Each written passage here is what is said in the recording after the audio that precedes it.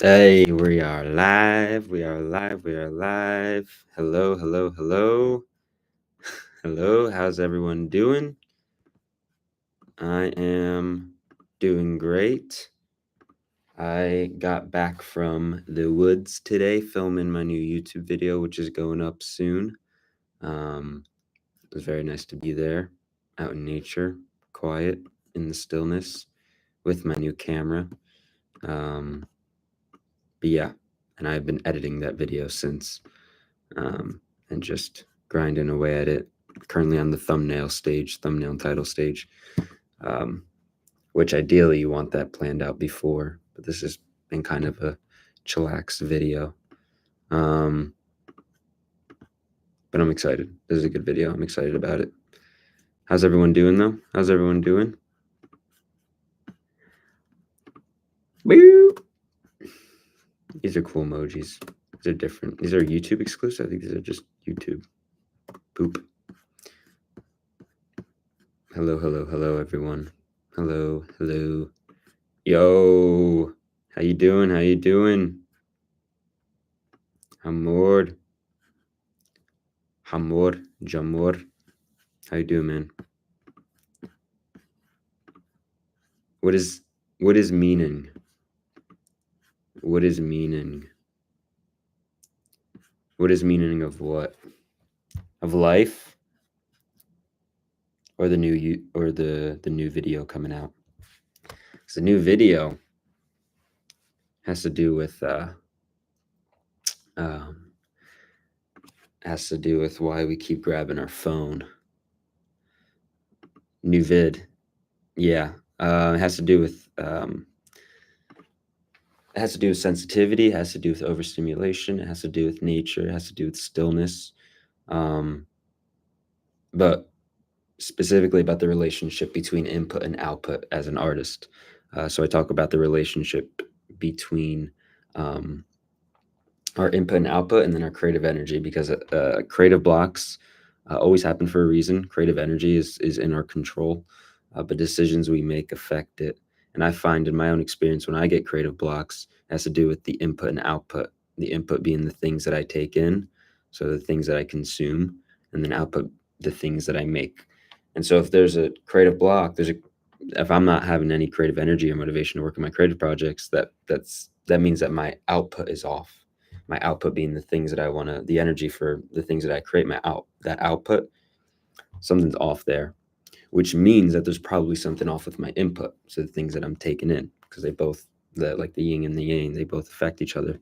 So the input is off. And because of that, we have to look at, okay, what are the things that we're consuming? And, one of the biggest things in that realm is the phone, because it is so, with power and proximity, it is so close to us. And so, so powerful in its ability to stimulate and satisfy our cravings, on the surface level, though.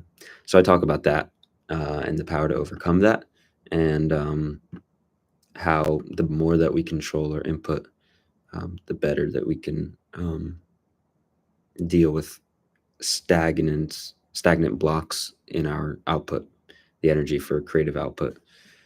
So I talk about that in the video. And yeah, and I want to have more of a balance now in my YouTube content. Something that I'm going to do. I have the next, at the moment, I mean, it can change, but I have the next like 10 to 15 videos kind of planned out in terms of concept and everything. I'm going to go back and forth between specifically creative things, and then more of like work, grind, hustle kind of topics. Basically like the video that I made, that it's time to take your dreams seriously, like that kind of idea. Things within that category of videos. So balancing between the two, because I think that's the biggest umbrella for my channel at the moment, which is, dream on, as in like pursue pursue your artistic dreams, which is has two big parts to it, which is like the artistic part, developing your artistic skills, but also the dreaming part, the dreamer, which is about work and which is about consistency and grind and um, all that stuff. So balancing the YouTube content, kind of going back and forth between that.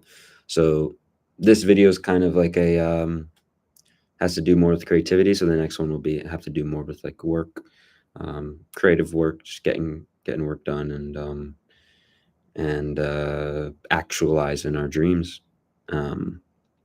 which which I speaks to me in terms of the content that I want to make, and also I think speaks to a lot of you guys and a lot of the things that you guys say on the channel. But I'm always open to ideas for videos. I always make it clear that I want to hear from you guys. I want to hear what you want me to make videos on, because I do write those things down. I take notes of that. So if you let me know, if you put a comment on a video, saying what you want to see, what you want to hear, then I am going to take note of that. Because I'm doing this for you guys. It's a lot of fun. It is a lot of fun. It's also just very like, it's cool. Making content is like anything, like a sport or activity, that just like a spiritual activity. Like if you're playing tennis a lot and that's just your hobby, that's just, you just feel good and satisfied doing it. You just in the moment. Content creation I find is that for me as well, which is a lot of fun. Just enjoyable and fulfilling. I enjoy myself making content, amongst the other things. But yeah, the new song is I'm uploading it today. I'm done with my mixing, done with my mastering, done with my hey, how you doing, JDO? You did not miss it. You did not miss the stream. We have just begun.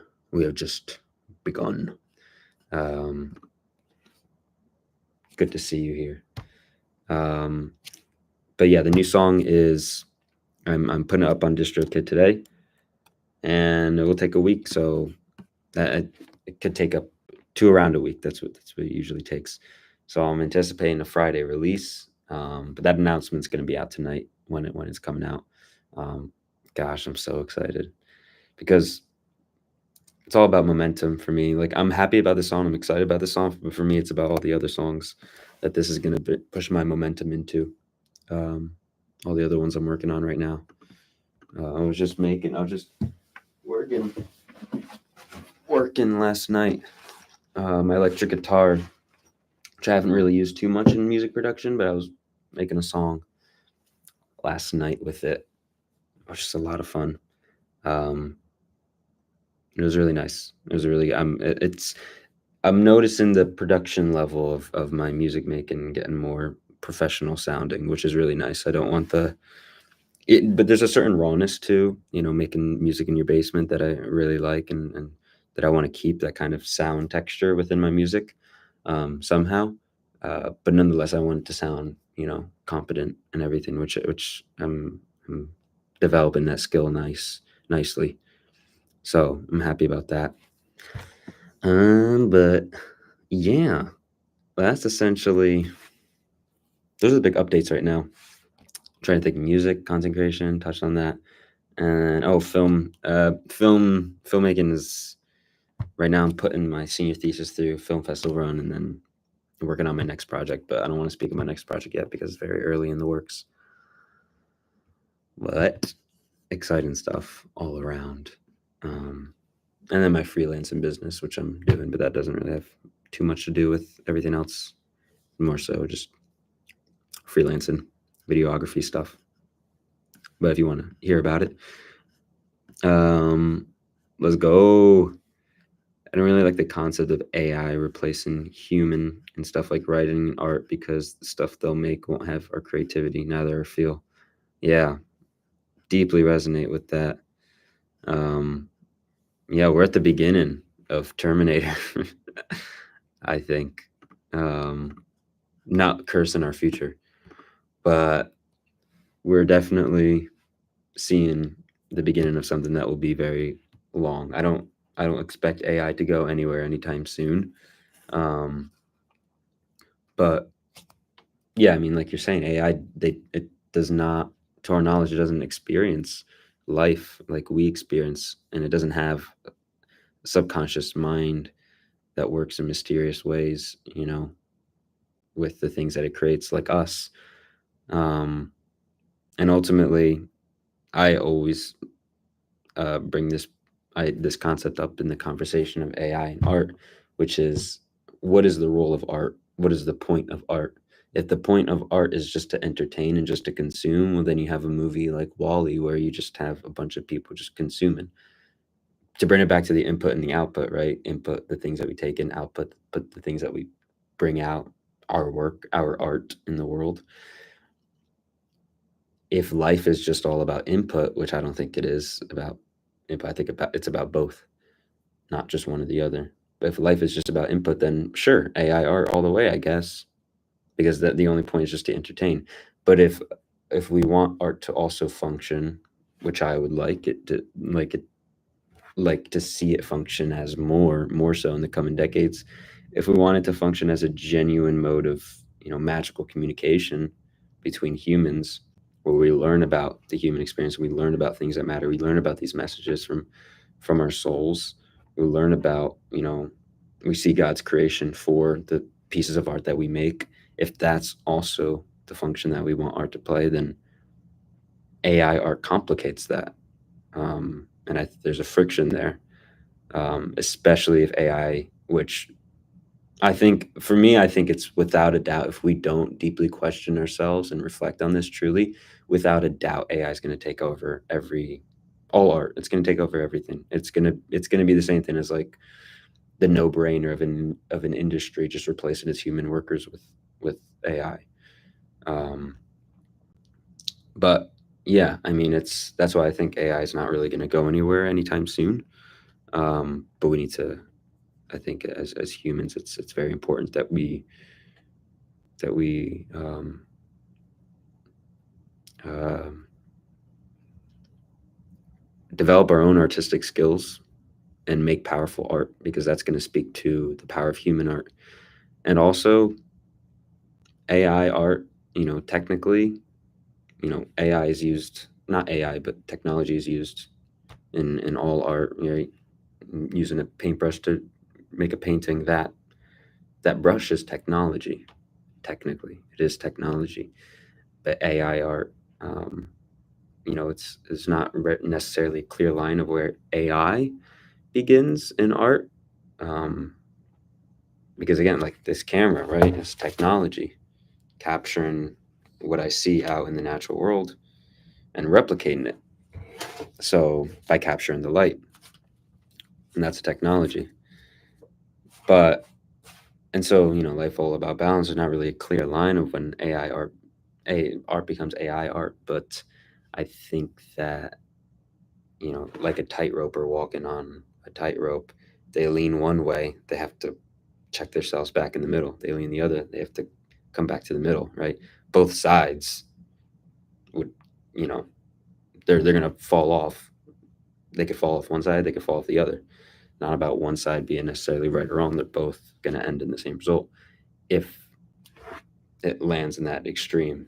So I think that right now, if humanity is the tightrope walker, AI art is like, we're at the point in time where the lean is beginning, like the little nudge is beginning, and then it's gonna, you know where we get to decide whether we fall off or whether we check ourselves back in place. But in order to do that, we have to move. We have to move in the other direction. um so yeah,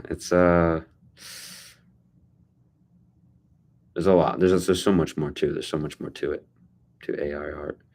But I do think, generally, um, and it's not even I don't even know if it's necessarily because the conversation is like, is AI art real art?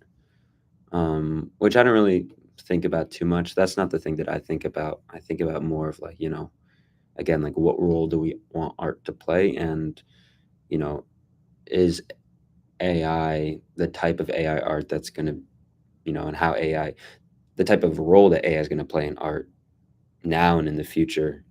The real question for me is like, is that going to be healthy? Is that going to be good long term in terms of what we actually care about? And AI art, it's funny too. AI art, there's really no, it seems like a new thing, but this kind of idea and pattern is already here, and it's been here for decades, which is just the general idea of technology and advancement for advancement's sake. And the type of the definitions that we place on, what makes a civilization more advanced than the other, and the sort of definitions we place on, uh, or not definition, but also like um, the what makes something more superior because it's more technologically advanced. What do you mean when you say advanced? What do you mean when you say, better, superior?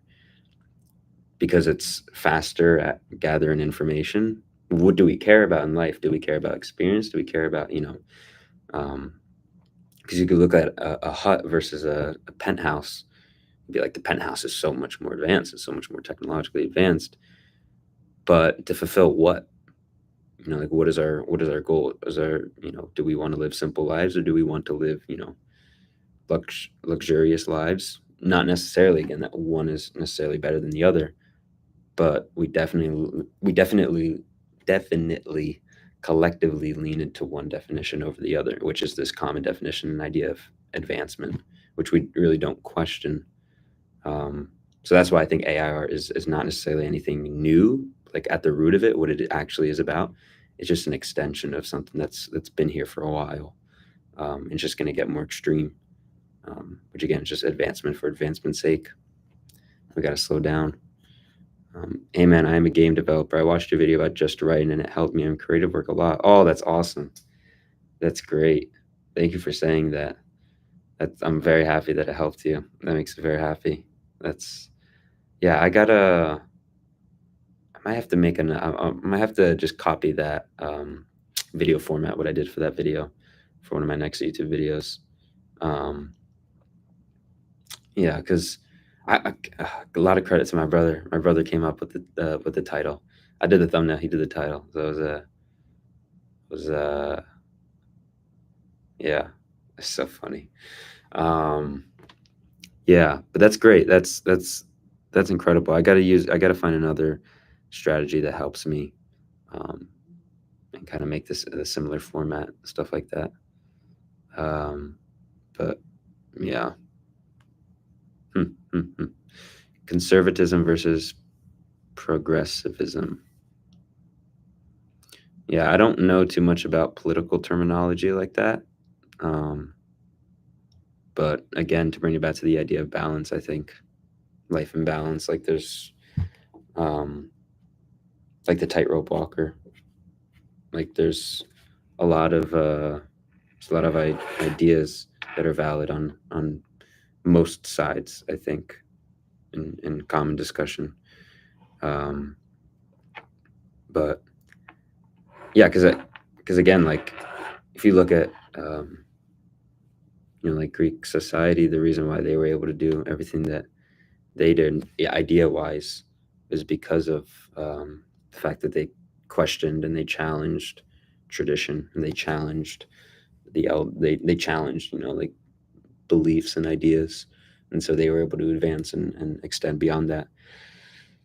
But also, there's so much, there's not even just looking at big picture, but small picture. If you think about the idea of tradition actually is the essence of discipline, because discipline is sort of this idea that you stick to something that you know is good no matter what kind of different thing comes up, right? So you stick into that tradition of just staying strong in, whether it's a belief or an action or habit or something, despite the new things that come up.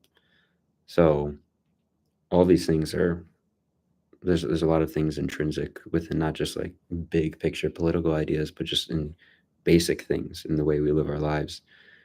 Um, But then you think about, like intuition dissolves.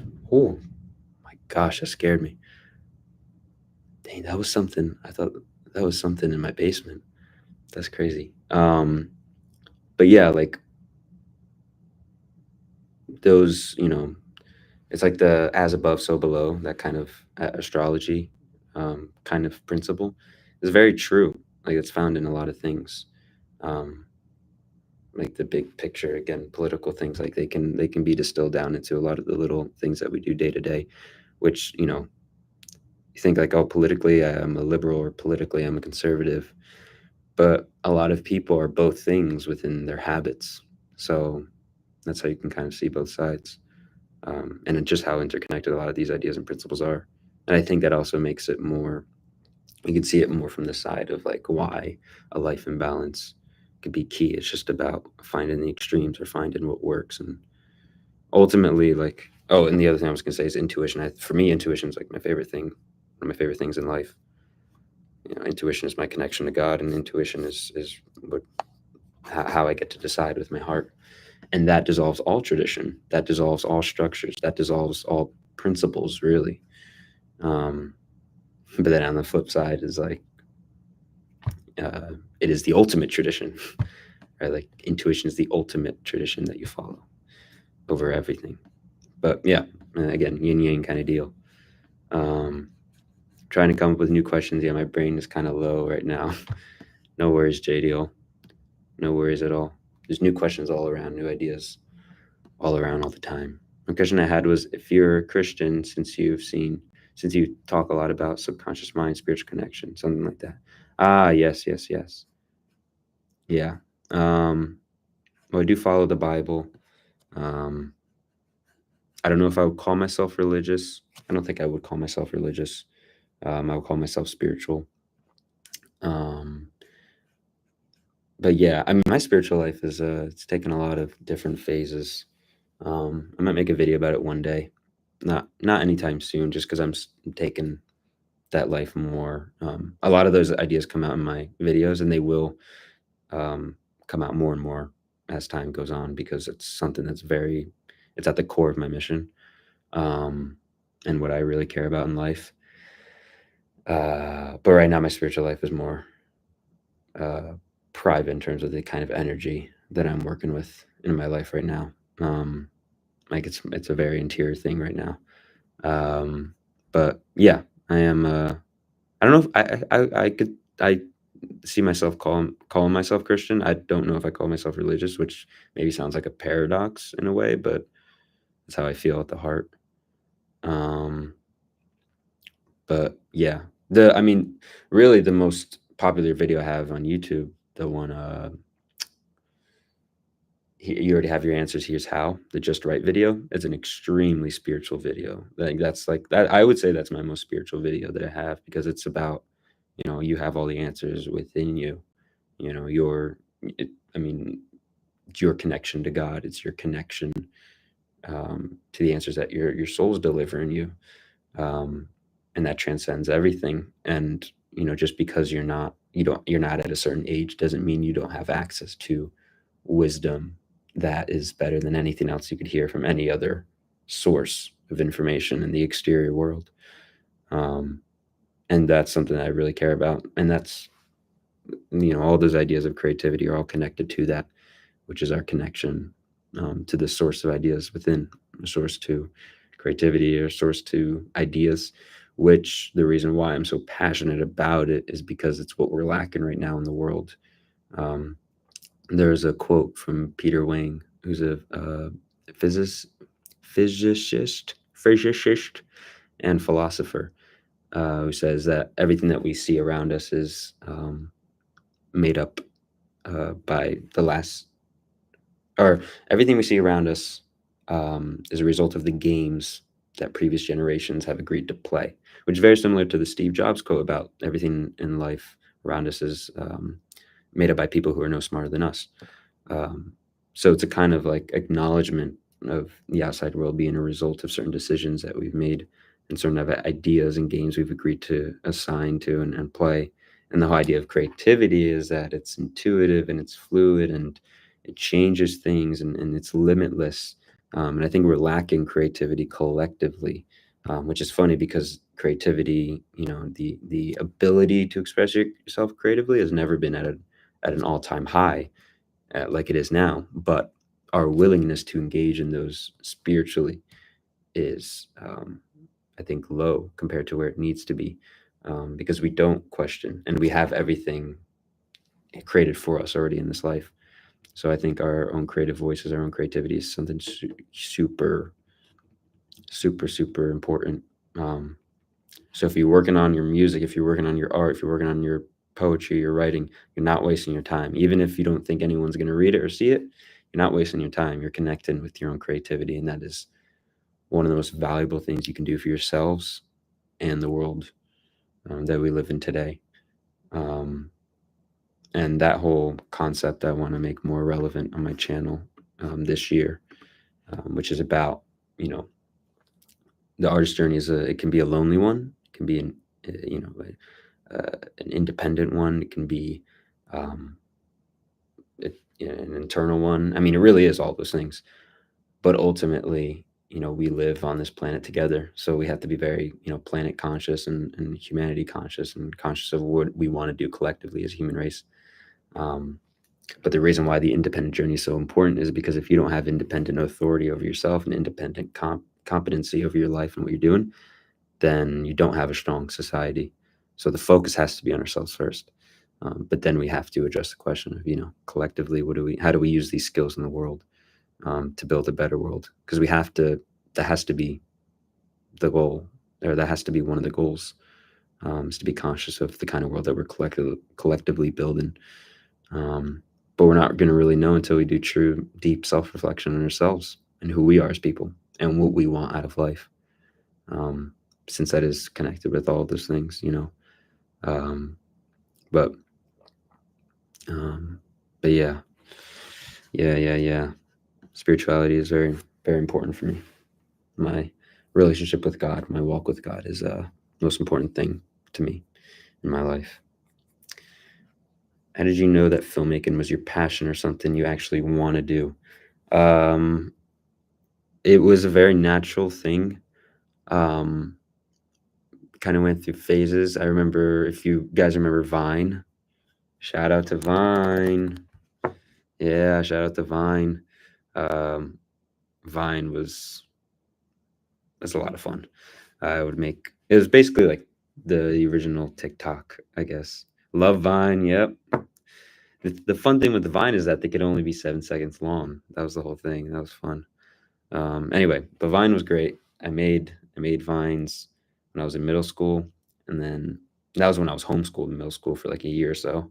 So I had a lot of time on my hands to make those videos. And then I went back to public school.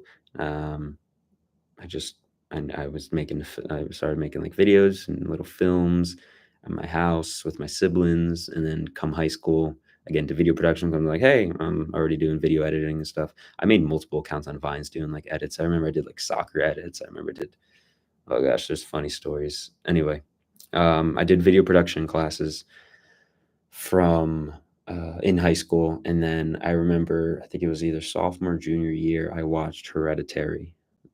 Freaky film, freaky film. Euros? The Euros is on? No way. Is it on? No, it's not. Dude, it's the Euros is up. Oh, that's the best surprise that I've had in a while. Oh my gosh. Dude. There's a game today in 30 minutes. Italy and Albania. Hey, I'm like 10%. Uh okay, a little interruption to the story. I'm gonna be rooting for Poland. Um Support England. I'll support England for you. Okay, anyway. That's awesome. Thank you for telling me. I'm so excited now. Wow, this is gonna be a great next few weeks. Okay, not that it wasn't already.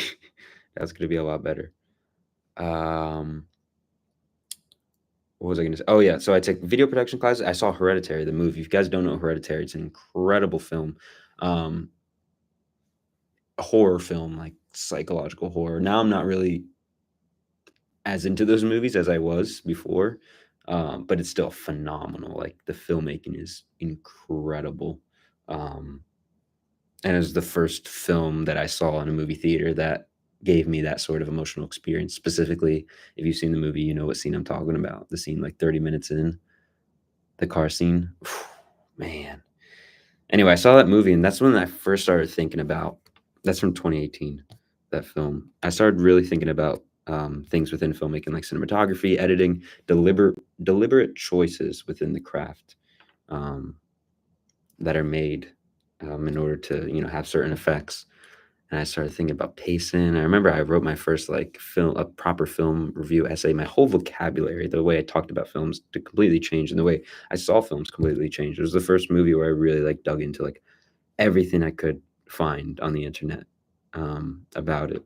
Everything from like interviews to behind the scenes to I don't even know of reviews, essays, all this stuff. So my passion for cinema and filmmaking just skyrocketed, and then I started watching all these like indie films and A24 and all these other movies, and I was like, wow, this is, wow. It was a whole new world, like that kind of deal. And then yeah, it was like I just wanted to watch all the films I could. And then naturally after that, I was like, okay, I'm going to apply to film school. It didn't even feel like a big decision. It was just like, yeah, of course I'm going to, apply to film school. That's what I want to do. So I did that. And I just graduated from film school last month. Film school was better than I could have expected, a lot better. And it was incredible. If you want to go to film school, I highly recommend it if it feels right within you, but you don't need to go. You can become a filmmaker without film school. But for me, the experience was absolutely phenomenal. Yeah. So it was a natural kind of progression. But really, one of the big turn points was watching Hereditary. That movie just, which I guess is common for a lot of people. You watch a film and it's just like, wow, this is cinema. And then it just, your whole worldview. But yeah, Hereditary was that for me. And then I want to be a filmmaker, Mom. That was like kind of my mentality. That's a great definition of undisciplined. Thank you. Yeah, there's a lot of connections between macro and micro ideas. Yeah, favorite movie at the moment. At the moment, oof. Trying to think. I've seen a few movies recently. I saw Under Paris, which is on Netflix. It's a shark movie. It's fun. I watched it with my grandma. I rewatched Crazy Rich Asians recently, which that was a lot better than I remembered. It was very funny.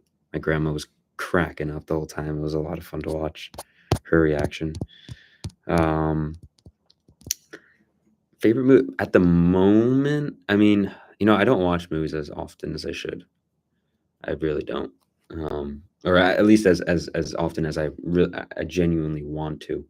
I need to make out the time more for it. I have a lot of movies that I want to get to, but I don't. I mean, favorite movie at the moment is 2000. I mean, but it has been for the past few years. 2001: A Space Odyssey. Excuse me. 2001: A Space Odyssey, A Ghost Story, Eternal Sunshine of the Spotless Mind, and Mommy. Those are my go-to. Four go-to. My four go-to movies. All incredible. I can't say enough about them. 2001: Space Odyssey is the best film ever made. I mean, I can't really say that because I haven't seen every film, obviously, but it's the best film that I've seen from both the objective and subjective level. Subjective, like my own experience, my own emotional experience, and then objectively, like the quality of the filmmaking. And that movie's from 1968, so I don't know. I feel like it's pretty impressive. And also, Kubrick, he went to the moon to film that movie, which is pretty crazy. That's a joke, but he did film the moon landing. Here's a weird one. Are you going to get married and have kids young? Oh, no, not young, unless it's in God's plan. That's the only exception.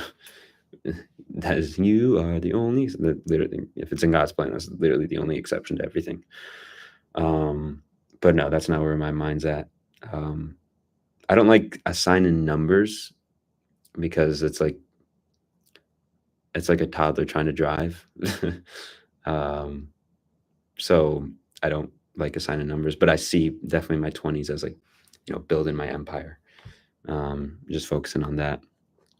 And then, letting those things come in their own divine time. And I have so much faith in God, with everything relating to those bigger picture things, and already experience and have been experiencing gratitude, emotional gratitude for a while now, and just that plan and everything. So it's, I think that, and I was having this conversation with someone else, before, which is, about relationships.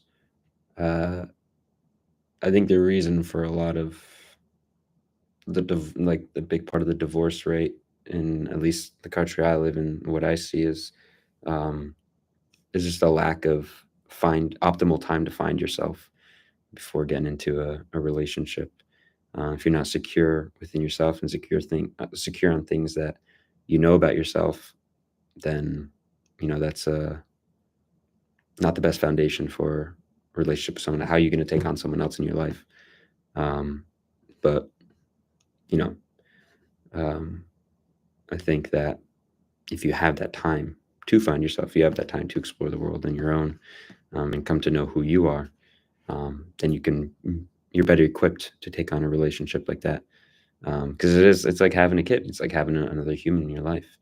Um, and yeah, so I think that, generally it's good to take those things more seriously.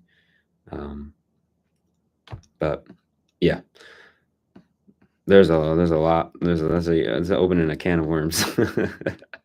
I cannot talk about entirely on a live stream, but those are my basic sentiments on it.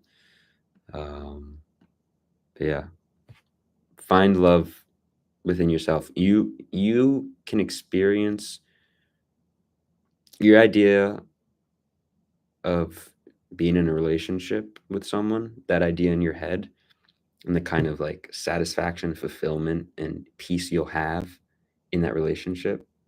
You have access to that ideal peace and happiness. You have access to that right now on your own. I promise you, I guarantee you have access to that experience. You don't need that relationship to feel that way. I promise you. Um, and I would say even like you should unlock that before you go into one. You should unlock that, um, yeah, long before. Um, yeah. And another question is, do you think spending a lot of time on a bright screen can strain your eyes and be kind of bad for you? Because I'm feeling the effects. Yes. Yes. It can be very bad, especially right before and right after bed. My gosh. Um, that's one of the simplest ways to change your life right now is to lower your screen time, and more specifically, um, just don't go on your phone for the first hour of the day. Um, unless for me, it's my alarm, but I'm getting my analog alarm clock from my apartment when I go back to my apartment on campus, because that was my favorite. Because I know I don't need to go to my phone at all in the morning. But right now it's my alarm, which I don't really like. And then before bed, don't go on it an hour or two before.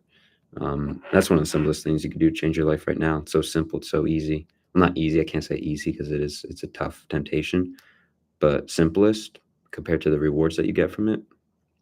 And yeah, I mean, it's crazy because we get all of the light that we take in is from our screen compared to like the sun. You think about the sun, right? And this is something I've been thinking about a lot recently, which I want to do some content on, is like I think we should spend most of our day outside. And I haven't really thought about that until the past few months, which is like, why am I spending most of my time inside? This is not what I was made for, to shelter myself from the outside world. I genuinely think that like at least half of our day should be spent outside.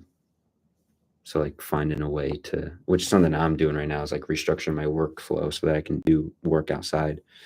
Um, and a lot of my work is conceptualizing, thinking of ideas. I can do that outside. It's better to do that stuff outside. A lot better to do that stuff outside. Um, but yeah, most of us are not pursuing the higher path with with phone screen, and I struggle with it as well. I'm not special in that regard, in that kind of way. So, um, but yeah, the reason why I make a lot of content on it is because I'm very conscious of it, and I'm very, it's something that I do, you know, deal with in my own life a lot, and I implement certain strategies to deal with it. I would say the number one thing is like if you realize, and I talk about this in my new YouTube video that's going up today, if you realize that you're grabbing your phone with no intention, like in that moment, like there's no plan, like this is a difference, like, oh, let me see if this person texted, or oh, let me look this thing up. But like if you realize that you're just grabbing your phone because it's there, like just because it's there, that's when you need to seriously like stop in the moment. Like, no, like, why am I doing that? What is the point of that? It's just impulse. It's just your body, like, whoa, oh, like it just like, oh, I need to. That's like the worst. That's like the rock bottom of phone addiction, I guess, where we've gotten to. Um, and again, I do the same thing, but it's about in the moment of like, okay, I'm realizing that I'm literally grabbing my phone with no plan. I don't know where I'm gonna go. Maybe I'll go to social media or Instagram or something. But yeah, but what am I getting? I'm gonna scroll. Like that's not a plan. That's not an intention. So in that moment, those are the most important moments to stop yourself and put it down. You don't need it. Go do something else, something more productive. Um, yeah.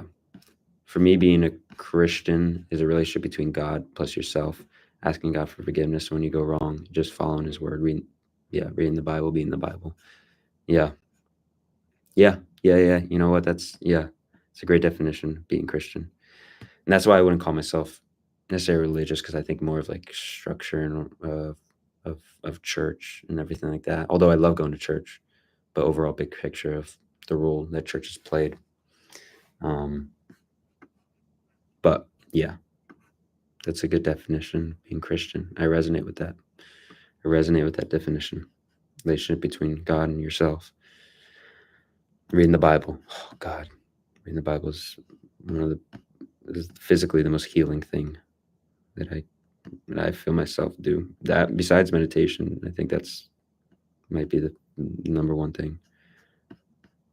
Love Vine. We love it. My ego is in overdrive right now. Any advice? Ego overdrive as in how? Meditation, maybe.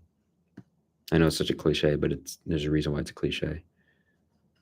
Are you watching the Euros, bro? We're gonna watch it. Thank you for telling me. He doesn't watch sports.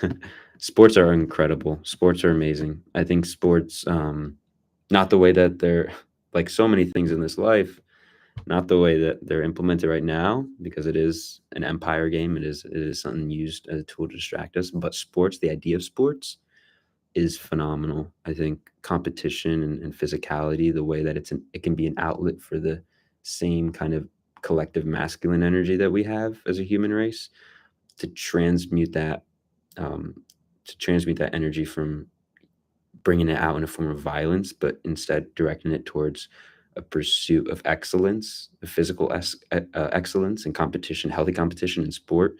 I think that's an incredible one of our best creations. But we just need to use it better. I think we need to use sports better, because I really think it's such a magical concept. And it's brought so much joy. It's one of the biggest things in my life that's brought so much joy to me. Imagination, competition, and just epicness of certain sports matches. That just the adrenaline is insane. But yeah, I love sports. Soccer, basketball, those are my two favorites. Kino. The ancient arts of storytelling, perspectives and perceptions. Yes, your perception, your perspective is unique. It's like a fingerprint. No one has that. That's part of why your artistic voice is so important. How do you see the world? The decision, the circumstances of our world today are a result of the decisions that humans have made. Those decisions are a result of their perceptions and perspectives. And so you look at, okay, if we want to change the world we live in, right? Okay, this is the world we live in. And what is at the root of it? Like a tree, right? Decisions that we've made, actions, decisions. Now, what is at the root of that? Beliefs and perspectives. Okay, now we have beliefs and perspectives. Now, how can we change? So it's not, if we want to change this, then we have to change this. If we want to change this, we have to change this, beliefs and perspectives. Now, how do we change beliefs and perspectives? Well, there's so many ways, right? There's books, there's movies, there's the news, there's reading an article, experiences in life, day-to-day experiences. All of these things inform our beliefs and perspectives of the world. But art within that umbrella is such a beautiful potential gold mine in the coming decades, I believe. And it already has been a form of communication, but not really as organized as it should be, really. Because the most popular art is, a lot of it's just for, most of it's for money, right? You think about the Marvel movies, the biggest movies ever made, it's all for money. Even if it has the side result of inspired, which is beautiful, and it has inspired me as well. But the intention that's there, and ultimately the thing that's driving, and that is going to control its production, is her, as a commodity. It's commodified. But if we take art and we put our true souls into it and our true perspectives and perceptions, and I think that people are going to lean more into art in the coming decades, because we're going to be so exhausted from the news, so exhausted from politics, so exhausted from these other things that we're going to need. Our souls are going to crave and have this need for art. So art is this gold mine, I think, for communication between us as a family of humans. And that's why I think art is so important. Your perspective, your space within that world is important. And it will be more important now and in the future. And again, it's important because it is within this mode of change in our perceptions and beliefs, which goes up to our decisions, which goes up to our world, the world that we live in. So yeah, lean into yourself, your perspective, your perception. Make art about that, because it is very needed. It's very needed. You have stories. You have something to say. Promise, promise, promise. Why are you going to support Poland? My dad is Polish, and I'm going to be supporting Peru in Copa America, which begins in a few days. Actually, that's crazy. The Euros in Copa America, has it always been like that? I think it must have, right? Because they happen wow. Euros and Copa America happen at the same time. That's epic, dude. Oh my gosh, it's gonna be such an incredible next month. Wow. Coming of age films like Perks of Being a Wallflower, Beautiful Boy, Dead Poet Society, Mommy, Summer of '85, Done It For Me. Nice. Mommy, love to see Mommy there. I just saw Beautiful Boy with Steve Carell and Timothy Chalamet. Wow, that movie is incredible. I watched it. I watched it, and then I rewatched it like 4 more times. I basically just had it on loop for a few days. What a magical movie. Very simple. The filmmaking in there is very like, wow, like it just feels so effortless. The writing and the screenplay, the performances are great. The cinematography is really good too. It's shot really well, competently directed. But something about the writing just feels so effortless. It feels so simple. It doesn't feel like it has a certain direction. Like it doesn't feel like all what's the word, meticulous in its kind of structure and scene to scene. But it's so nice that way, and it works for the story.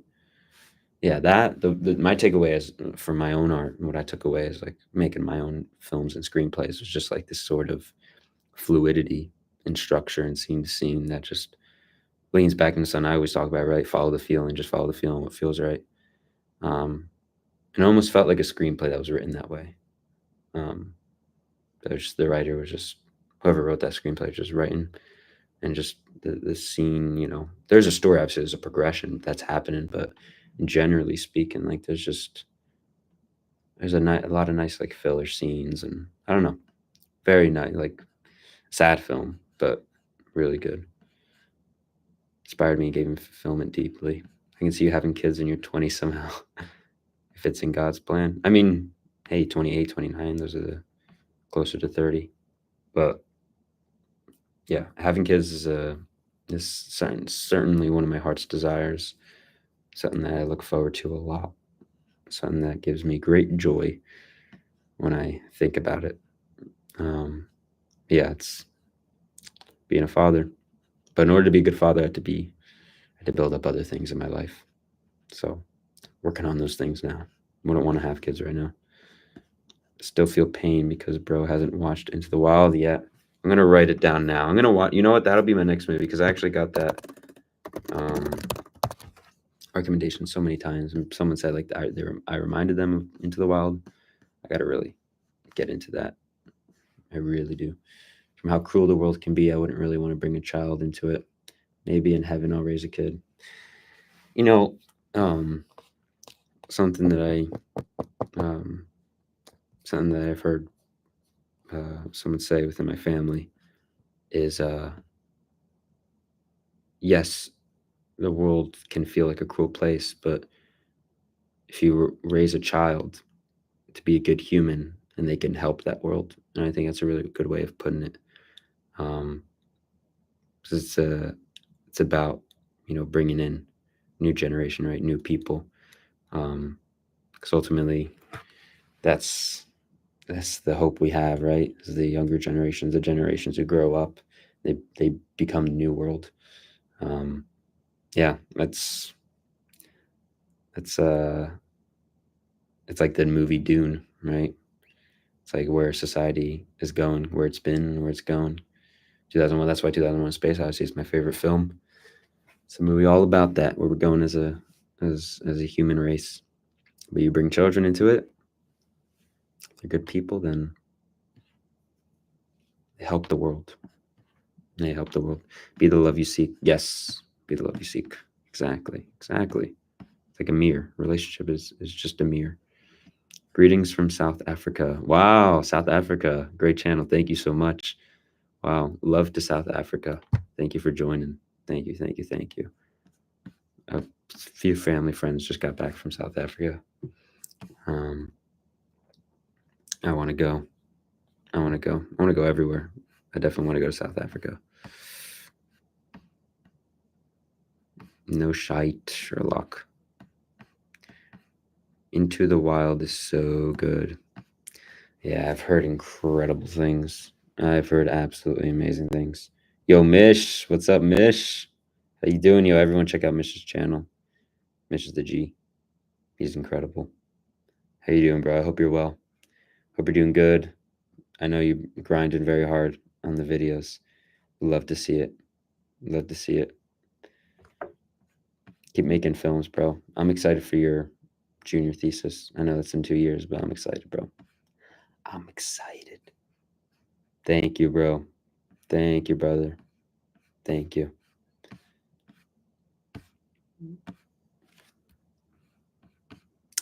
How did you become a YouTuber? I want to film, but my nerves get the best of me.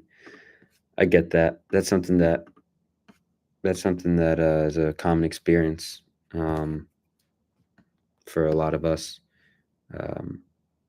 I would say for me, it was definitely easier just because I was so passionate about it that kind of like never really came into my mind too much. I just want to make videos. But I think something that helps is well, I mean, you can get nerves for different reasons. But if you're being true to yourself, something you just tell yourself is, if I'm being true to myself, I'm making videos that, if I'm doing my best to just make videos that represent me and who I am and what I want to put out into the world, then you don't have to be nervous about how people perceive it, because the right people are going to perceive it the right way. And that's all that matters. Right? The common saying, like, those who mind don't matter, or those who matter don't mind, and those who mind don't matter. the people who are meant to see your content and resonate with it, those are the, they're gonna find it, they're gonna get it, and that's it. That's what it's about. And those who don't resonate, then they're not meant to resonate. And so you're gonna attract the best audience for yourself. That's the beautiful thing about it. But the way that I started making YouTube videos was like wow, a year ago. I really started to get into it. When did I post? It was why journaling is your new superpower. Whoa. It was the first time I really had gone consistent with it. So yeah, that was June 5th. So that was about a year ago today. Wow. A little over a year ago. That was the first video I made. Was very intentional. I was like, okay, I'm going to make proper YouTube video. I had a few before that. Like I had a Euphoria video essay. And posted my short films, but really getting into like content creation, like actual content. That was my first real video doing that. And then after that, I was just got into the flow, and it was just an idea. I had something I was passionate about, something that I do, journaling. I talk about journaling all the time. Sometimes I restrain myself because I know you guys have heard it a lot, about it a lot. But yeah, and then I just started making more, but it's about getting those ideas out, fleshing them out, writing scripts. For me, writing scripts has been a big thing, helping me on camera and everything. But I think that you need to make videos that speak to who you are, speak to the kind of things that you want to put out into the world. And for me, I'm a mission. I would say I'm a mission-oriented content creator, but you don't necessarily have to feel like you need some kind of big narrative. Just make videos from the heart, and that's your mission. You lead with the heart. And again, like you make things that resonate. You make things that you love. Yeah. Blue light blockers. Yeah, blue light blockers would be good. An artist versus the craftsman. Artist versus the craftsman. I feel like you've brought that up before. But I don't know what it means. Craftsman. Hey, what's your MBTI? MBTI. I think you commented this on one of my videos, but I didn't really know what it was. I didn't look it up at the time. Is that the same thing? I know I did one kind of test with my friends once. I was like was it INFP? ITFP? No, I forget it now. I'm gonna have to ask my friends. But it had to do with like obviously something creative and intuitive. But I'll get back to you. I'll find that comment and I'll get back to you on it. I'll have to do the test, I guess. MBTI test. Then that fear control you, or what your dreams are, is never good. That fear can suck. That fear can suck it. If you feel YouTube touches you and you want to create, by all means do it. Yeah. Sometimes you just got to be straight up and be simple, and sometimes you just got to confront it. Something that I've come to on my own, and I've seen other people talk about this, but if you look at like in the self-improvement space, there's so many like, videos and hacks and tricks, so many things of like, how do you be disciplined? How do you be motivated? How do you yada, yada, yada. But one of the beautiful things about this whole space and about all these tricks and about all these strategies and how to do all these things, really to be disciplined or do the thing or face your fear, is, the common thing is it always has to do with beliefs. The reason why we feel things, again, it has to do with beliefs and the things that we believe about ourselves. Those result in our behaviors and actions and feelings. But really the beautiful thing is just do it. Just do it. It's simple. It's not, there's never going to be like some kind of obscure, it's not going to be like you finally watch that video that gives you the key to everything, or it's not going to be, some kind of obscure answer somewhere out there. It's always going to be simple. You just have to do it. You just have to do the thing. And that's beautiful. And it might sound scary of like, you're not going to be able to avoid just doing it.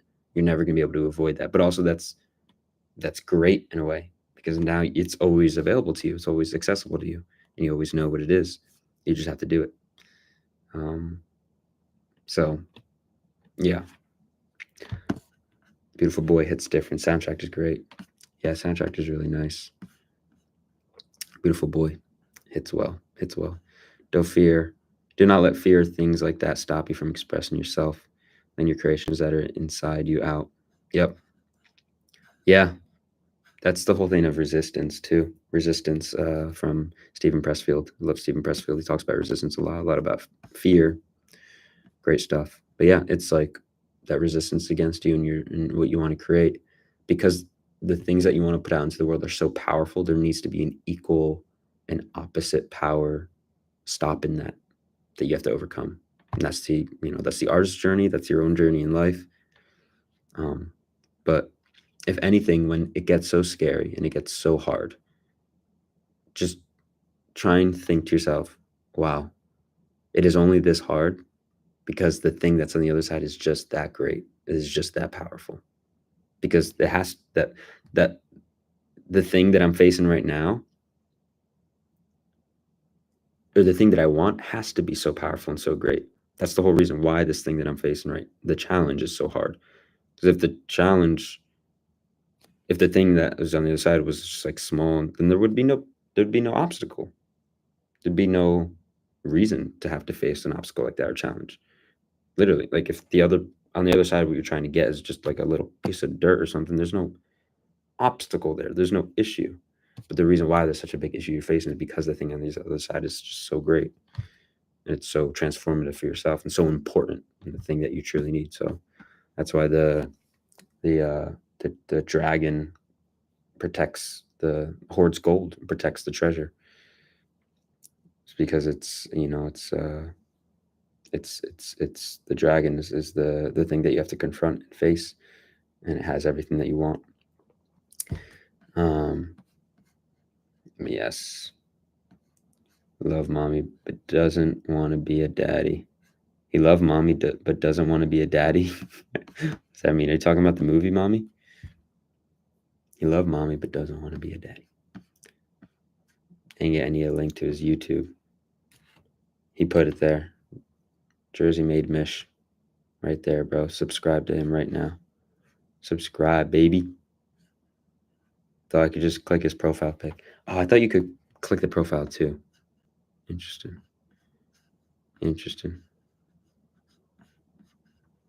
What's up, my bro? Giga Phillip. What's going on, man? How you doing? How you guys doing?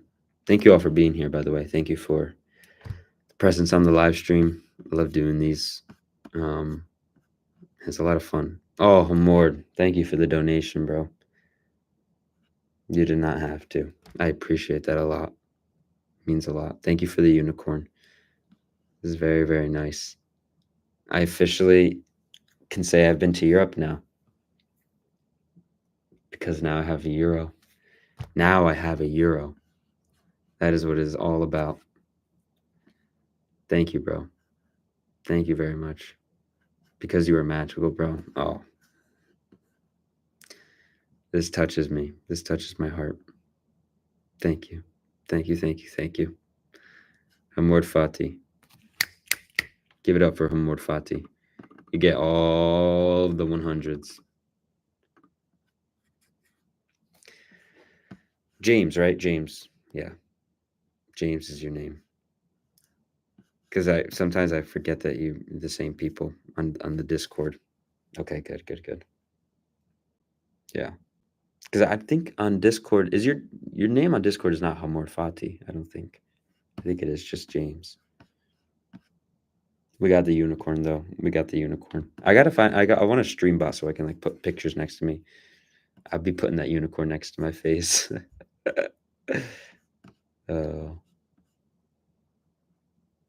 I'm your biggest fan, bro. Thank you. Thank you. Thank you very much. I appreciate that. I love that you love the content. Makes me happy. Gigaflip. FIFA 16? Yo, FIFA 16, that's where it was at. Wow, FIFA 16 was a long time ago. Gets me emotional. Ultimate Team. You play FIFA Ultimate Team? That's the best. Ultimate Team's the best. Yo, bro, I'm gonna go watch your vlogs because I haven't watched them yet. Oh yeah, watch the vlogs. The ones I recommend, if you haven't watched them yet, you have to watch. You have to watch. What happens in film school stays in film school. That's a must watch. if you haven't seen the vlogs. What happens if Phil School stays? And then I really like the graduation vlog. That one was a lot of fun, and they're all great. I mean, for me, I think they're all a lot of fun. But I think, yeah, um, I love the first one as well. Time Keeps Going. Yeah, my top three is probably Time Keeps Going, Last Moments Being in College, and then What Happens if Film School Stays in Film School, and then College Vlog, Last Days in Film, or the college one, the Gym Bro one, film school, like in the gym, Fortnite. Oh my gosh, that was really funny. Oh, and then there's rock wall climbing in the second vlog. I mean, they're all great. Oh, that's a lot of fun. Nice, you saw the, yes, I saw your comment. Thank you for the advice. Of course, please, any and all questions. I love helping, others. Um, I'm here. I'm all yours, baby. Fire, baby, fire. I guess you'd be an INFP. Maybe that was it. Yeah, that sounds, yeah, INFP. Yeah, I think so. Seth Rogen. I guess you'd be an INFP too, but you seem to be a bit more organized. It's just an observation, not serious. I like to think I'm organized, but I still battle with that organization and everything. I think my office, though, this office that my grandpa made for me is pretty well organized, I would say. I keep it tidy. I clean up and everything because clean mind, you know, clean space, clean mind, that kind of deal. Super important. Like that Nike quote, just do it. Just do it. Just do it. Gotta just, gotta just do it. You know, you gotta. And that's simple. It always is that simple. It always will be. Some of you guys here are very kind. Thank you. I love that.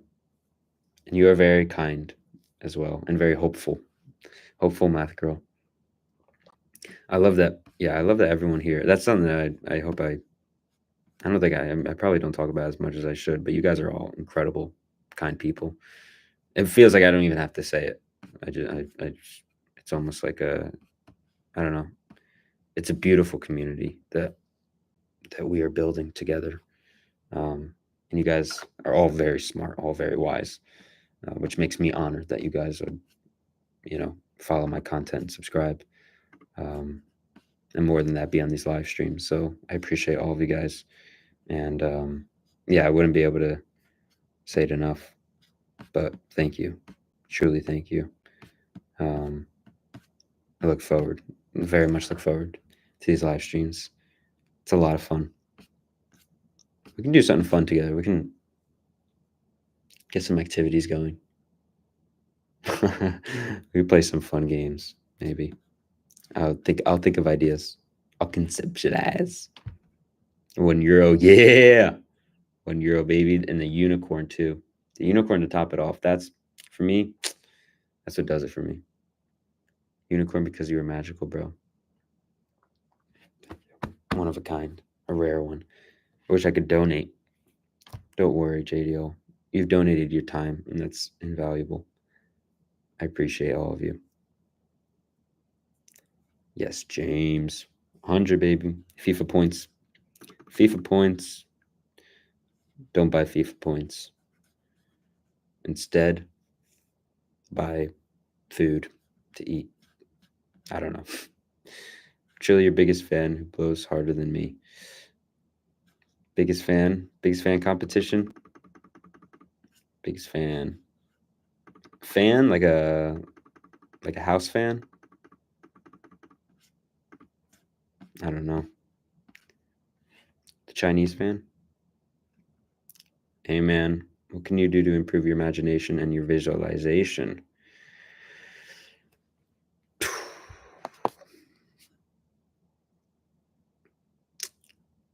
Okay, so I'll make this brief. Your imagination, your visualization. Oh, I guess it depends. I guess you're talking about creative imagination, I assume, because visualization also can do with visualizing your goals. But I would say imagination, creativity, your creative imagination, And rather than trying to improve it, try to think of it as something that is always and as has always been unlimited and pure genius, and it's always been within you. And the only things that you have to do and improve is your own ability to access it. So it's already there within you. You don't have to take it from 0 to 100. It's always been at 100. Now all you have to do is unlock it. So maybe that makes the load a little easier. And I would say one of the best things that you can do to unlock it is stillness. So being very still, finding moments throughout the day where you don't have to be constantly stimulated by something, whether it's food or whether it's your phone or whether it's games or whether it's watching something. Find some space in the day where you can just be with yourself and you can just be with your mind and let your mind go. You can open your eyes, you can close your eyes, go out in nature, you can look at the trees. Don't force a thought, don't chase it, let it. Remember, be still. The wave will come to you. The wave always comes. You'll know what that means when you watch my video today. Be very still. And the more that you do this, the more you exercise this, the more ideas are going to come. And write them down. Write down the ideas that feel strong. Because if you write them down, then you're showing your body that you're going to bring out these things that it gives to you. So do this across your time, your days, and get into journaling, regular journaling. And the more that you exercise this, the better equipped you are to accessing the most powerful thing that's going to transform not only your art, but your life, which is the ideas within. This is your connection to God. It is your connection to the greatest power that you have. So it's very important. It's very big. Oh, that was a call. Ben's calling me, baby. But yeah, I would say those are things to start. And then I have some videos on my channels, I think. Watch How to Get Ideas as an Artist. I would watch that video from 9 months ago. And yeah. And as well as you already have your answers, here's how. I think that could also help. Yeah. That's what I would say. Your wall is so white. I know. That's one of the things about doing my live stream in this room. Next time I'll do it in my bedroom. My bedroom's not as plain.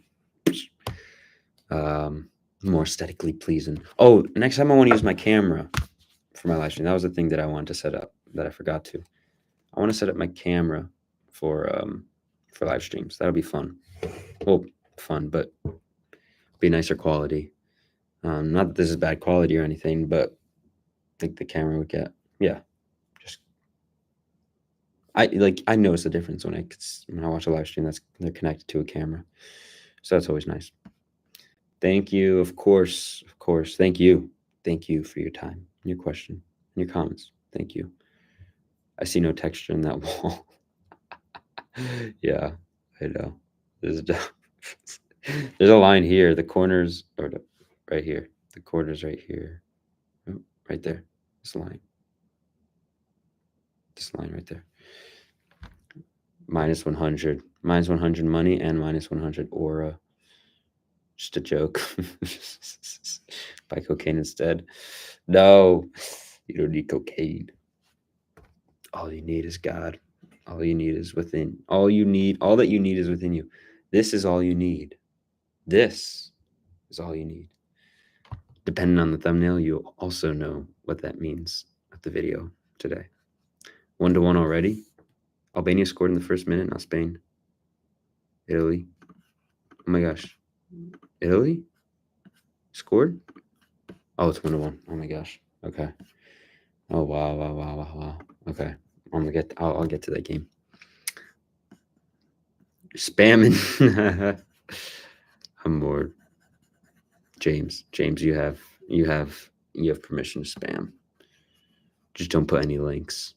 Don't put any links to free whatever crypto. Thank you, man. I also started coming to thought of intuitions. It's like we are superhumans. What have you done today to improve your future you? Yes, yes, yes, yes, yes. We are superhumans. We are. I believe that human intuition is no piece of technology will ever come close to the power of human intuition. I believe that, and I believe that will always be true. Um, because I think that it's kind of like we're trying to add on to something. It's like more is less. More is less and less is more. A lot of our attempts to extend our genius and our capabilities are actually diminishing it because it's actually placing blocks between us and it. I think the mind in its natural state is pure genius. And we just have to unlock that and find that. That's why I think meditation is so big too for artists. 2-1, who scored? Oh, Italy. Let's go. Oh my gosh. Okay. Yo, this game is gonna be. Oh my gosh, this game. This is. Oh my gosh. All right. Anyway, sorry, I'm getting excited. I'm not sorry for being excited. I'm sorry for interrupting the answer I was giving. Um, but yeah, I think a lot of the things that we try to do to extend you know, human thoughts and ideas and genius, it places blocks and just places more steps between us and it, us and the source. So the the less we can get out of its way, you have to get out of its way. That's what it really is. Get out of its way. The more you get out of its way, the more it's going to be able to come through and flow through. Um, and actually, my new video out today, which I'm going to upload within the hour. I think you will really like it. I think you'll get a lot out of it. I'd recommend you watch it. Oh, I would share screen. I could share screen. Oh, I could share screen, guys. This is awesome. Because I wanted to. I was making my thumbnails. I didn't really know. I wasn't really decisive. I didn't really know which ones I wanted to do. Yeah, maybe I can show you guys some of my thumbnails, and you guys can tell me like what you think. I'm gonna have to find them first. Okay, here we go. Oh, why are these? Oh my gosh, my Chrome. I gotta turn this off. This Chrome thing. There we go. But yeah, my new video is gonna be really. I think you'll like it. But yeah, I think that's all the questions I want to ask. I might just be looking. Thank you, JDO. I appreciate your questions so much. Really, they bring a lot of joy into my life, and I appreciate your presence, your time, your thoughts, your questions. Thank you very much. Thank you. 2-1 Italy. Let's go, bro. I don't know. I like my level of complexity. Having a balance of simplicity and complexity is good. More can be more, and less can also be more. Yes, very true. Yes, definitely. All about balance and ultimately intuition. If you're feeling a certain thing, follow that. Doesn't matter what rule or principle could be distracting you. That's my view. Looking at the view. VAR. Oh, really? VAR? You're playing with my emotions too much. I would try to meditate, but man, it's hard. I have heard about Nikola Tesla's mom would tell him to like imagine forms inside his mind, go in directions all human geniuses have done too. Yep. Yeah. So Nikola Tesla is someone I want to look more into. You should definitely as well. Albert Einstein, no. I think it was Albert Einstein who would do the thing where he would like fall asleep with a rock in his hand. So he would like doze off and as you're like entering that state, whatever brainwave state that is, I think it's maybe theta, as you're entering it, and then your mind becomes in that zone, right, where ideas they're all there, and then by the time you're really in the midst of that zone, the hand becomes weak and drops the rock, and then when the rock hits the floor, it wakes you up. When you wake up with that idea that you got from that zone in your head, and then you write it down, which I actually do want to try that out and see if that would work for me. But just interested in things like that, and I think it's about studying those things that those people have done, to study the mind and study those sources of ideas, and then collecting that information and seeing how that resonates, and seeing the intuitive impressions that we can get from that research. Because yeah, it's a very could you imagine if we placed all of our time and efforts that we're put into AI, if we put it into actually ourselves and exploring our own mind? Could you imagine? It'd be crazy, but that's what we need to do. That's why for me, I can't really, in good conscience, for me myself, like, I just don't feel right. Like, I don't know. I don't know if supporting AI is the right word, but just like I don't really get excited when I think about human technology and where it's going, and all this buzz around, you know, advancing it further. I just genuinely don't. Um, but yeah, we gotta dig deeper into there, and I want to make more videos like that on my channel. Don't spoil too much. I will not spoil. I will not spoil.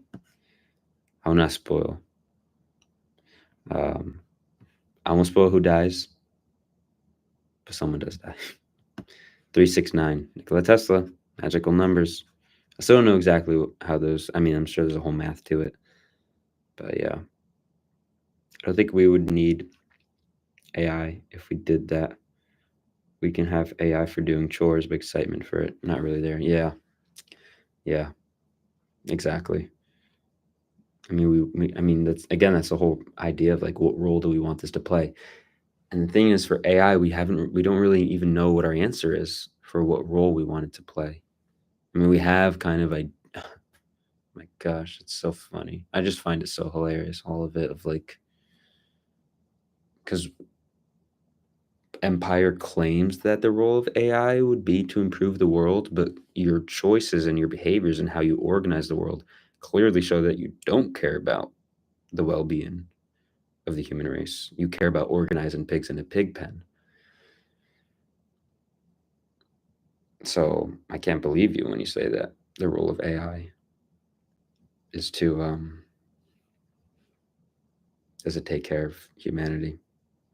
It sounds like you want AI to play another role in control and power and advancement for advancement's sake. But yeah, I mean, it's again, what kind of role do we want it to play? I don't like AI too. I like how you said it, channeling the effort into our minds. Yeah. I also don't like how they made the AI. The design is bad, as much as I know, especially machine learning. It's I've done actually a lot of, because I'm in the current works of um, this like AI film, like a film about AI. And done a lot of research into AI, machine learning, and everything. And um, there's this theory called the master algorithm theory, which essentially there's 5 schools of machine learning. And the master algorithm, theoretically, if it's possible that it could be made, it's basically all 5 within one algorithm. So it's like, if you look at like ice cream flavors, the master algorithm ice cream is like, not only is it chocolate and strawberry, but it's chocolate and strawberry and vanilla all in one flavor. And then that would be the last thing that humans need to invent, because it would be capable of inventing everything else that we could possibly invent.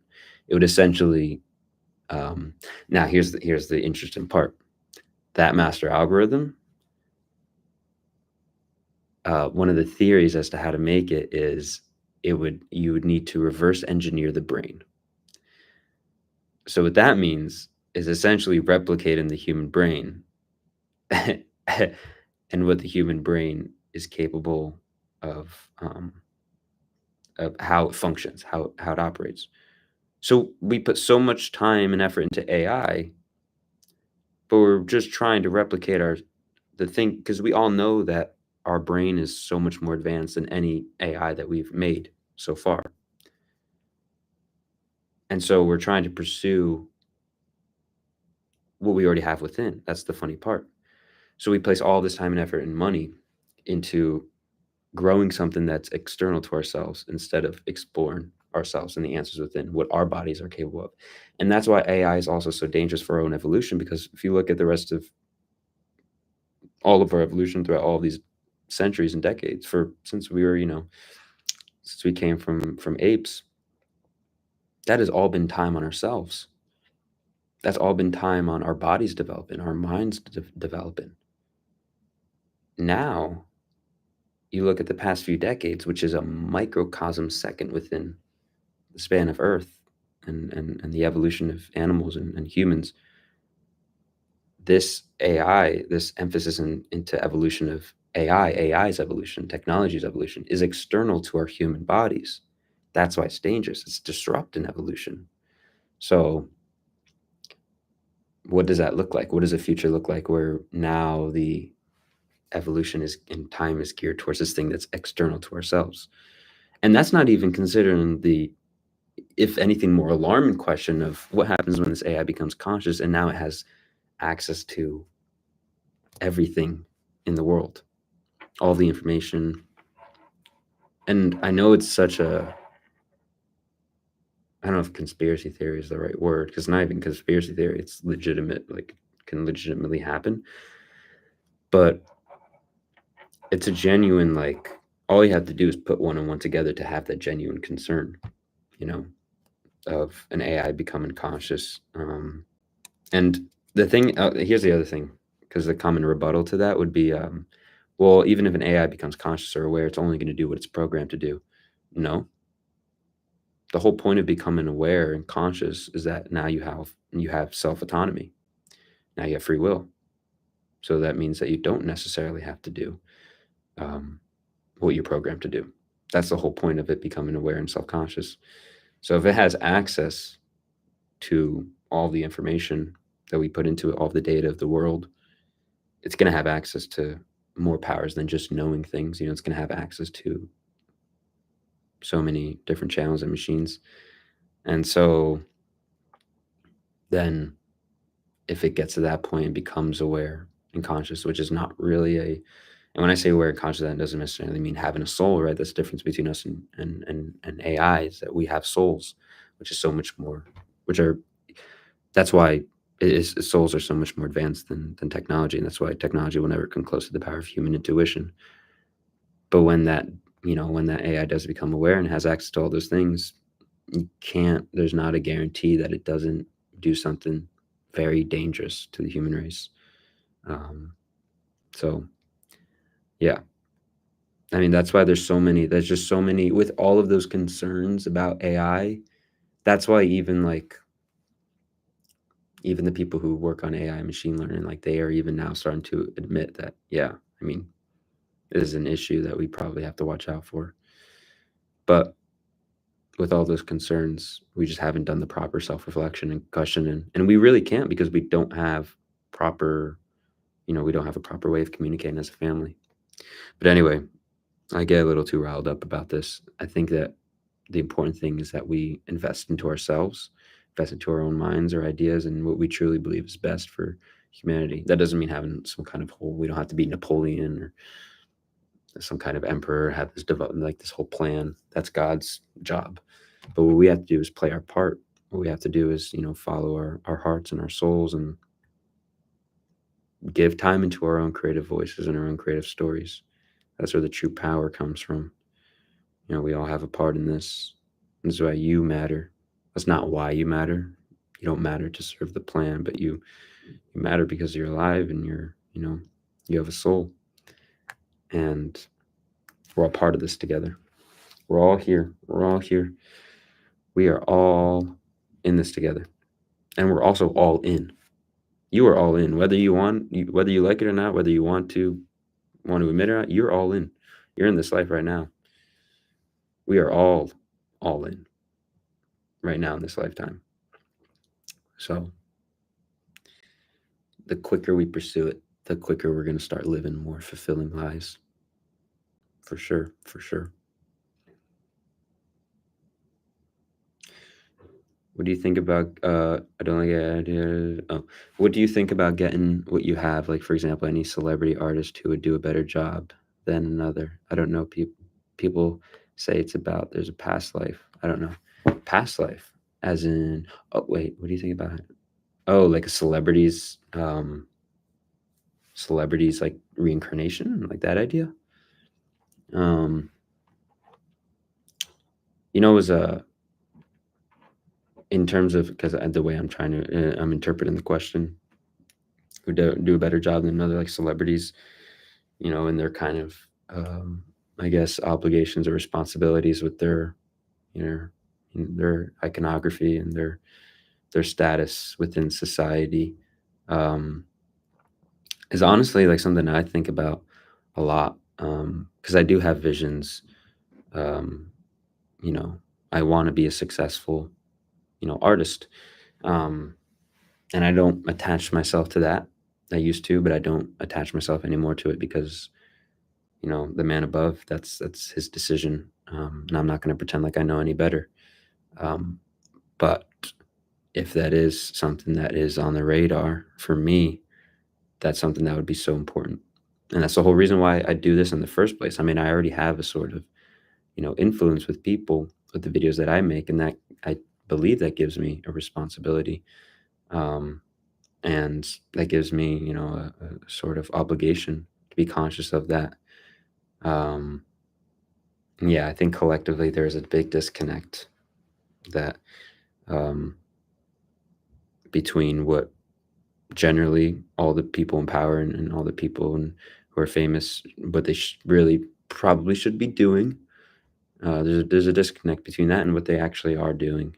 But ultimately, that's a product of why there's a lot of the reason why there's celebrities in the first place. You hear about all these horror stories of celebrities just like doing $1 million deals to say certain things or promote certain things or um, shut up about something.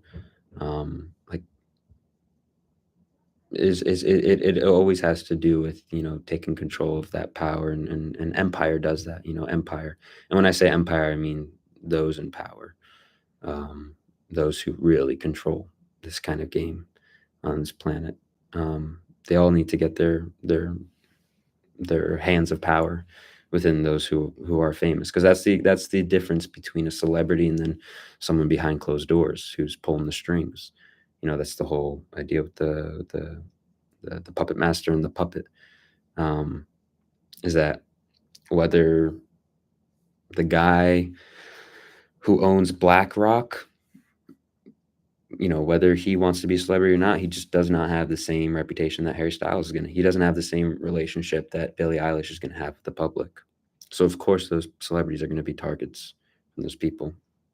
And that's why really if you do speak up, you're gonna be, you're gonna be outed. If you speak up in a way that threatens the power of empire.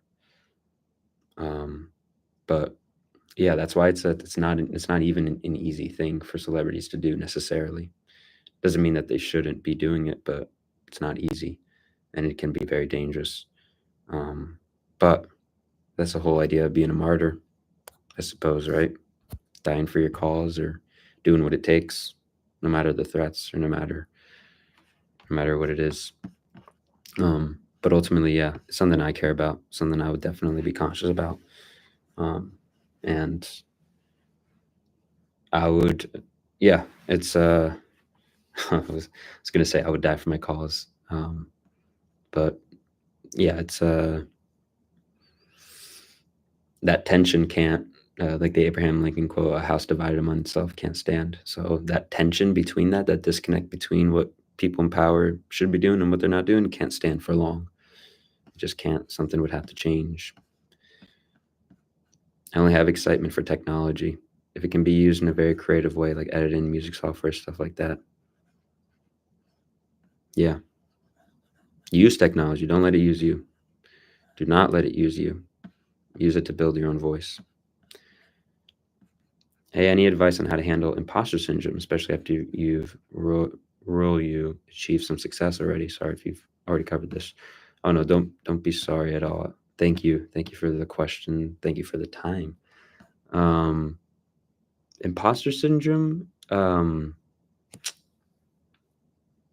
I feel like I've dealt with this in my own mini world um, a couple times.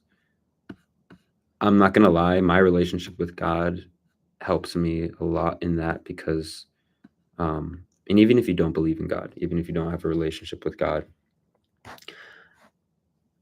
but I'll say for my own case, everything that I like to consciously imagine and visualize everything that I have in this life, everything that I get, I give it to God. And what does that mean? That means that I give those things, the possession of those things and their fate, I give it to God. So the things that I achieve, the sort of that kind of prevents me from getting pride from my achievements. It doesn't mean that I'm not, you know, that doesn't bring me fulfillment. Like when I make a beautiful film and I love it, that brings me fulfillment. But it prevents a sort of pride from coming because I give all of that back to God because God gave it already to me. Um, and I think that, you know, if you're not humble in your heart, you're not humble to God, or something higher than yourself, then that's where ego comes in. That's when uncontrollable ego comes in. Um, so you have to place it in something else other than yourself. That's what I believe.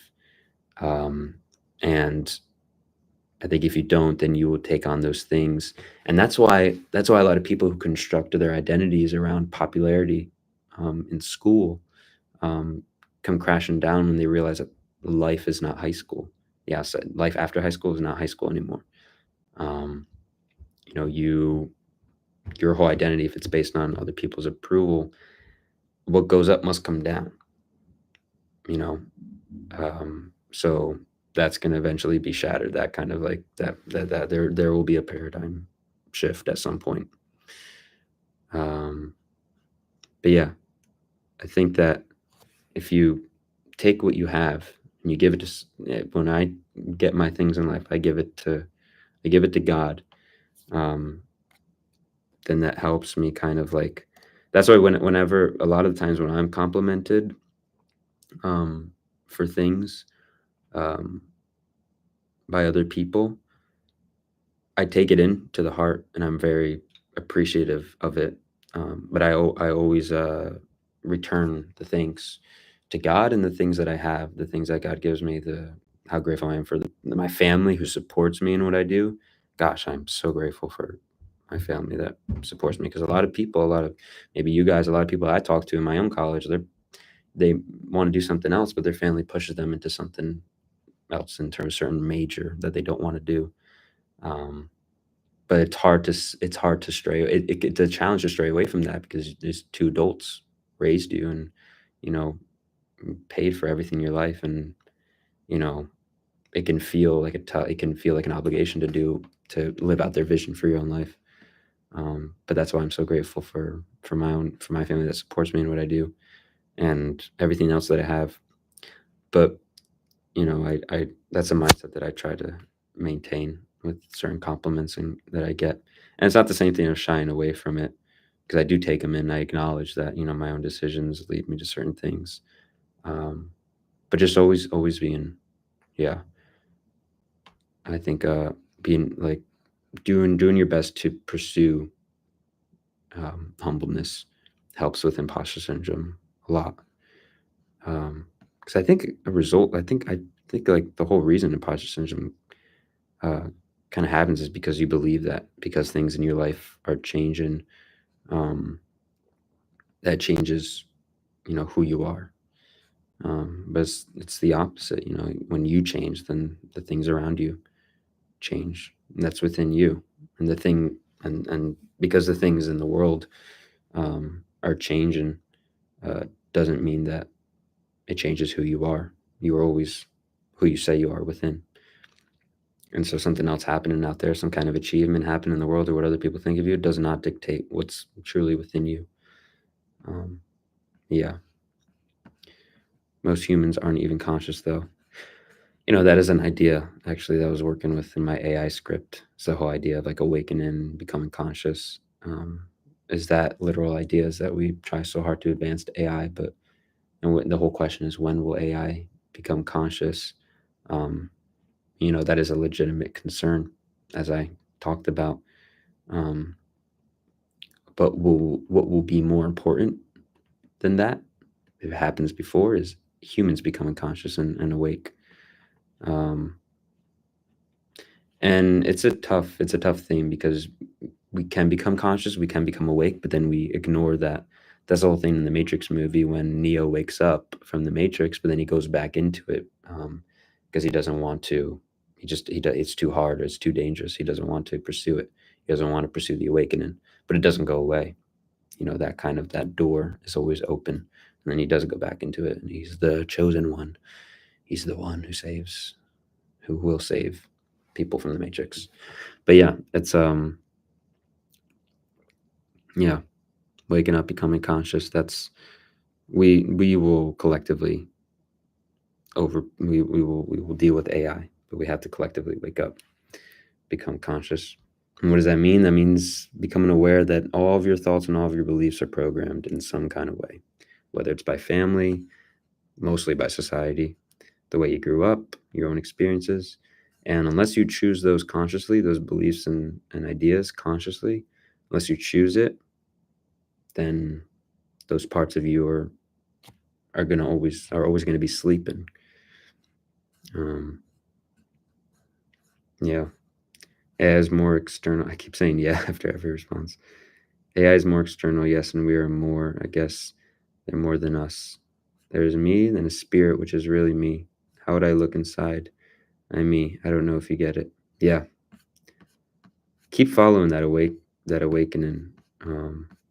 If you're waking up to your spirit, that's a very powerful thing. Um, don't let anything strive you away from that. Something that I do to explore my own spirit. I just become more. You need to harness that inner world. You need to harness that inner world, because that's your whole key to that. That's your whole portal to that other world. Your relationship with God. That's why prayer is important. Meditation is important. Um, Getting rid of the things in your life that are disconnecting you from yourself. Overstimulation via doom scrolling. All of those things. You need to come closer to your mind. I mean, it's all connected, bro. It's all connected, if you know what I mean. Um, in terms of the world, distractions, our creations, how it disconnects us from ourselves. It's all very intentional. But yeah, and you need to harness that relationship. Focus on your sleep. Focus on your dreams. What are you dreaming of? Write them down. Have a dream journal. That's what I have. Um, yeah, harness that inner world. Don't stop pursuing it. Do it in your own way, in your own path, in the way that feels best to you. But keep pursuing it. And I will be making more content on that at some point in the future. Because we all have it. We all have the spirit within. We do, though. We got our free will. Just sometimes we shouldn't stuff, because that stuff can harm others or be evil. Free will is that's a whole other rabbit hole. That's for another day. The idea of free will. But yeah, I mean, it depends how you define consciousness. When I talk about conscious, like humans becoming conscious, it means choosing our beliefs and choosing the ideas that we have, and the beliefs that we decide to engage in, which collectively we don't question. We're given the beliefs by the world, but we don't question our own beliefs. Truly question, truly, you know. Maybe for some things, just because you change your mind on a subject, on a political subject, doesn't mean becoming fully conscious. It's about everything in your life, you know, everything. Other than that, yeah, do your thing. Just have common sense about it. Yeah, we do have free will, but very few have access to it. Most are just unconscious. Some can let their emotions and evil let them do stuff they otherwise wouldn't have. Yeah, I mean, emotions. Yeah, emotions. A big part of it is emotions, and it's tough to tell between, because emotions are, I think, our emotional intelligence, and our own intelligence, working with our own emotions, is, I think, is our greatest superpower. It has to do with intuition and feeling and ideas. Ideas are intuitive. Ideas as much as we associate ideas with science and ideas with, whether it's technology or human advancement, ideas are emotional. Ideas are emotional because ideas are intuitive. They dissolve structures. They don't have to always go against principles. And that's why these are new ideas come to fruition. And those are emotional.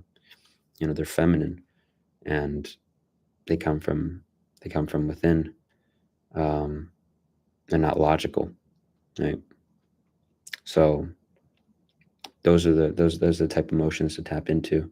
But when emotions get out of hand is when they cause us to do things that we know we shouldn't, or they keep us trapped and we don't even realize it. Yeah. David, what's up, David? How you doing, man? How you doing? Thank you for being here.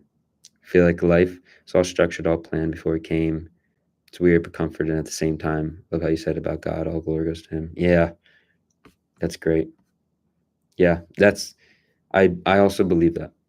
I also very much believe that. And that's the whole thing with free will too. That's why free will is such a mystery. It's such a because you think, like, right, like, if you believe, like, you have the two beliefs, either we have free will, or everything is fate, everything is destined to happen, everything, like you're saying, is planned. And that's the whole question of, like, so do we have free will, or is everything already planned? Well, I think both can exist at the same time, and it's hard to imagine why that would be the case, but maybe that's not something that we necessarily are meant to figure out, why that is the case. But why does it have to be one or the other? It can only be one or the other because we can't comprehend how they could both combine. But maybe how they both combine is something not meant to be comprehended.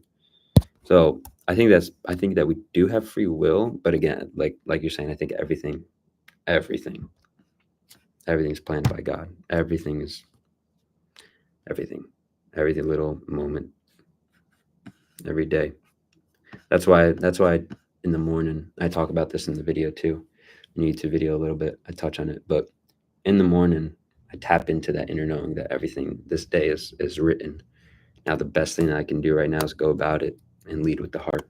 And that is the foundation for my work. That's the foundation for my enthusiasm and everything else. And it has to be. So you're saying that human nature is evil. Human nature is natural. It is natural. It is neither. I feel like human nature is love. That's why we do bad things. Religious interpretation is evil. We got flaws. We do have flaws that we have to work with. We do. Interpretation, probably. Like the tiger killing the zebra. Is that evil or is that just nature? Yeah.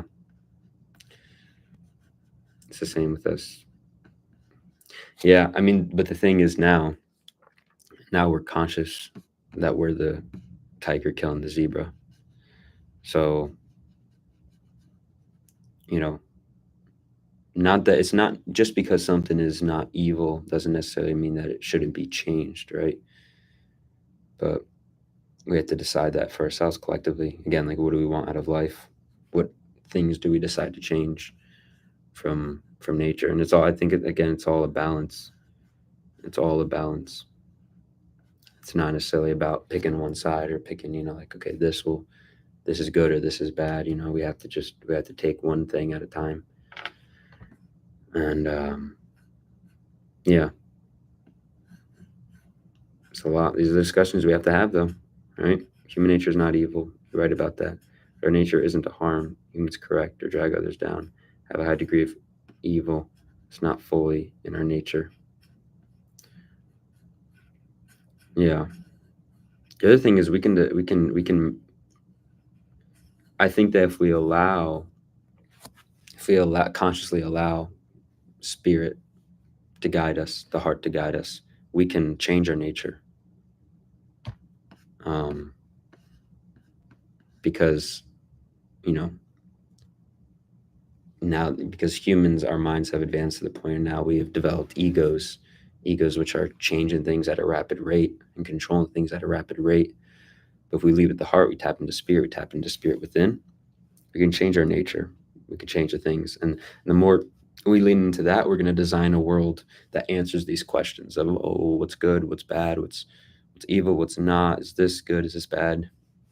Those answers will come the more we lean into our hearts, and lean into our spirit. We can change our nature for the better. Spirit is good. Intuition is good. It's for our best interest. Very true. But if it's a flaw, it's something you're trying to improve on. Like addictions, you try to stop or clear them out of your life, and you say something that hurts others without meaning to. You address that. Yeah. Yeah.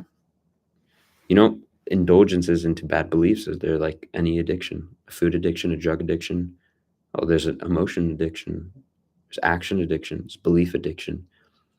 If you think that something that you do, generally, whether it's an emotional thing or a belief they have about the world, if you think that's it's probably a bad thing, but you still follow anyway, just because it's easier than to not deal with it. That's the same thing as a drug addiction. Same exact thing, same exact mechanism. So yeah, it all takes strength to overcome.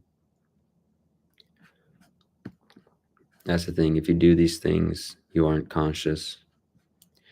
Well, again, depends how you define what being conscious means. The goal shouldn't be to just become ultimate consciousness. I don't think it's to pursue becoming more conscious. Pursue the process, pursue the act. Not necessarily like at the end of the day, if you did 9 out of 10 things that were conscious, then you're close enough. And today you were conscious. It's just the pursuit of it and trying your best. And that's the best that we really can do. You're enslaved to your mind and in pattern. Amazing way to see it. Resonate, trust. If you do wicked things without trying to improve on, takes joy in bringing stuff down, you're not conscious.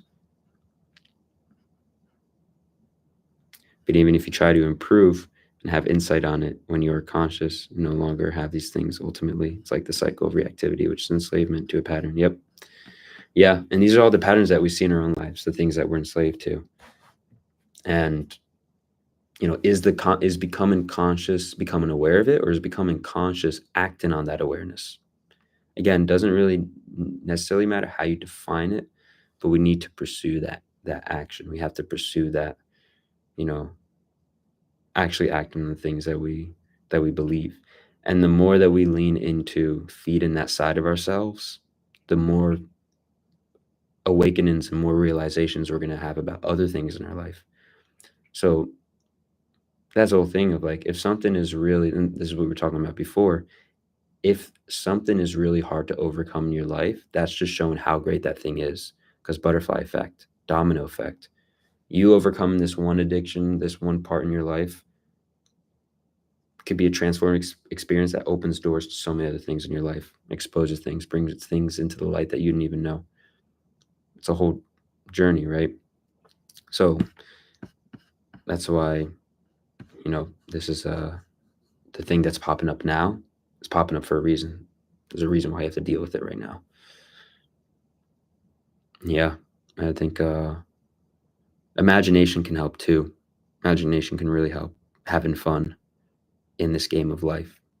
Imagining it like a video game. If you had the same kind of imagination and excitement towards your life as a video game, upgrading this character, working on these side quests, working on upgrading, getting XP and stuff, then those things become more of a fun challenge.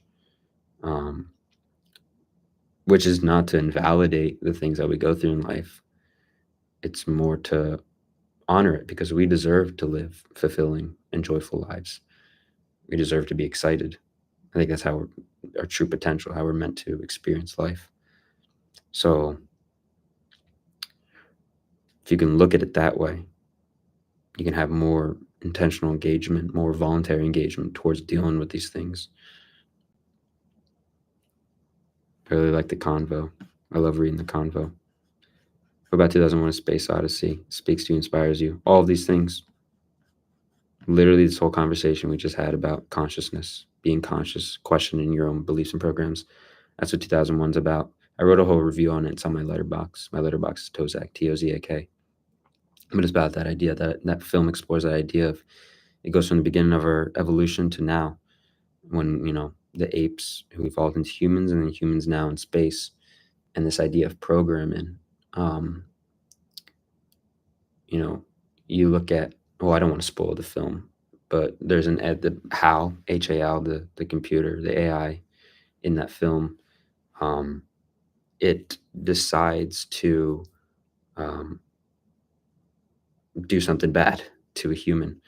And it's a famous quote from the AI that says, "It can only be attributable to human error." Um, not the act of killing.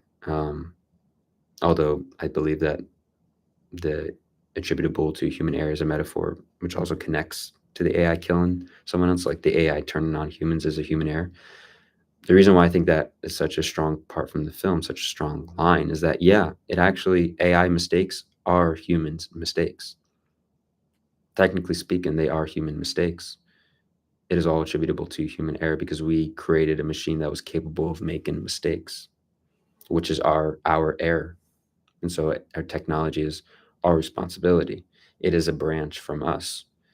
And so when we advance technology so much that it's out of our control, we need to ask ourselves this question of why? Why are we making all this? Why are we doing all this?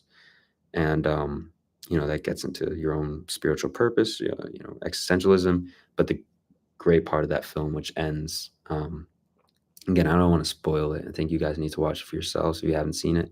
But just genius ideas. I think that it was only made for cinema. Those ending sequences, going through space, reflecting on on the enigma of existence, the essence of existence, and being sent back to Earth with a new profound, perspective and a new. Yeah, I think it's a great film, the best that I've seen. That's why it's my favorite. Um, but these ideas of like programming, like we are humans. The film draws connections between humans and AI, and how both are a set of programs essentially, unless we are to wake up and evolve. And the question of, like, well, ape evolves into man. What does man evolve into? Because eventually the idea is we'd evolve into something else, right? What does that next stage look like? We're not done with our evolution. That's what I was saying before. We put time and effort into these AI, but we're not done with our own evolution. And the next step to that is genuinely questioning ourselves and our purpose here on Earth. That's the next step for us. That is our space odyssey. Writing your view down to Google Doc. Instinctive reaction is enslavement. Conscious response is freedom. Yeah, there you go. Another thing is what I struggle most of with this human face and character. I have to accept him. God made me perfect. I know I'm not like, I don't know, Michael B. Jordan. For example, everyone in my age has had love or felt love with another. For example, when I'm in a room full of women, I feel so self-conscious and it hurts. Like, why, I don't deserve. Mm-hmm. Yeah. Um, the saying, like, thief or comparison is the biggest thief of joy. Um, it's kind of similar to that idea.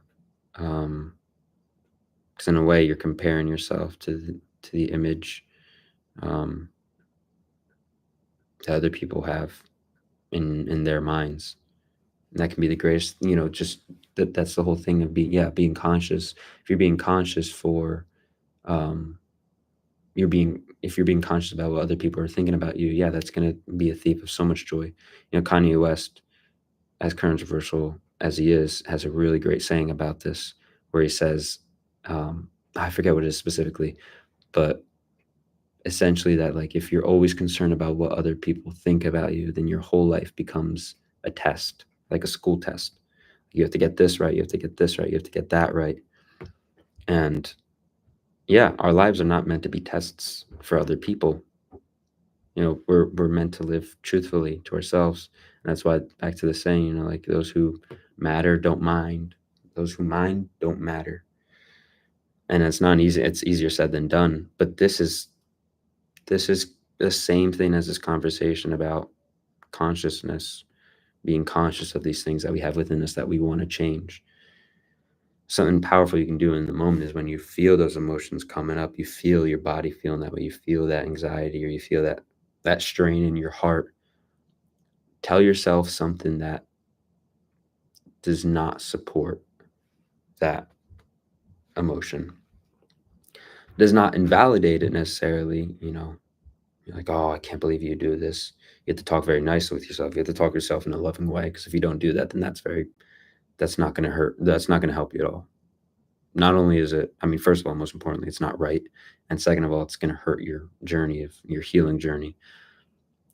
But you tell yourself, like if you're feeling unworthy, you tell yourself, no, I am worthy. What others think of me does not dictate who I am inside and what I feel about myself. And I do not need to fear this. I do not need to worry about this. I do not need to. If you tell yourself that in your mind, even if it's contradicting your emotions, you're setting a new set of beliefs in your mind in that moment, in the most important moment too.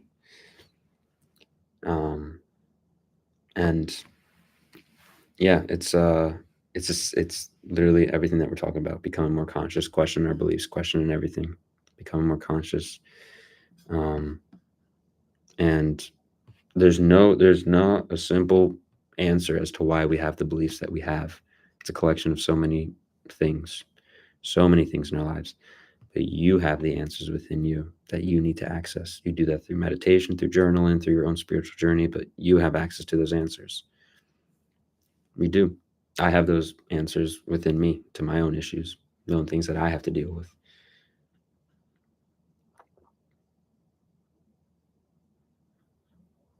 And if it comes to, women, being a certain way, for women, is a phrase that at your best, you will never be enough for the wrong person. At your worst, you will always be enough for the right person.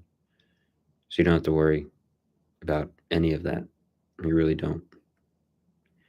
And always keep in mind that the love for yourself, if you are able to access that and channel that in the best way, that's all you need. A, it's all you need. And B, that is the key to freeing you from your other needs to be validated by other people. So yeah, it's again, it's easier said than done, but those are the principles that have to be put into action. Until everything is implemented, until you become more conscious, then like the trick is not to just work out and get muscles, and the trick is not to make a certain amount of money and then get the validation from those women. That's not the trick. As what maybe other people on social media say, that's not the trick at all. That is actually just that's actually just building a bigger prison in a way for yourself. But the real thing is the root at it and why it's there in the first place. And actually, if you pursue that, if you pursue those newfound beliefs that you make for yourself, you become a better version of yourself, and then you want what's best for you, and then you actually, that reflects on your external self. Yeah. What I want out of life is aliens to come down here. Just want to be okay and healthy, not need anything from the world, just be on my own, man. Then you need to pursue your best, highest path for that, and what you believe is truly best for your own good. Aliens. We are the aliens. We're the aliens that are here to save us.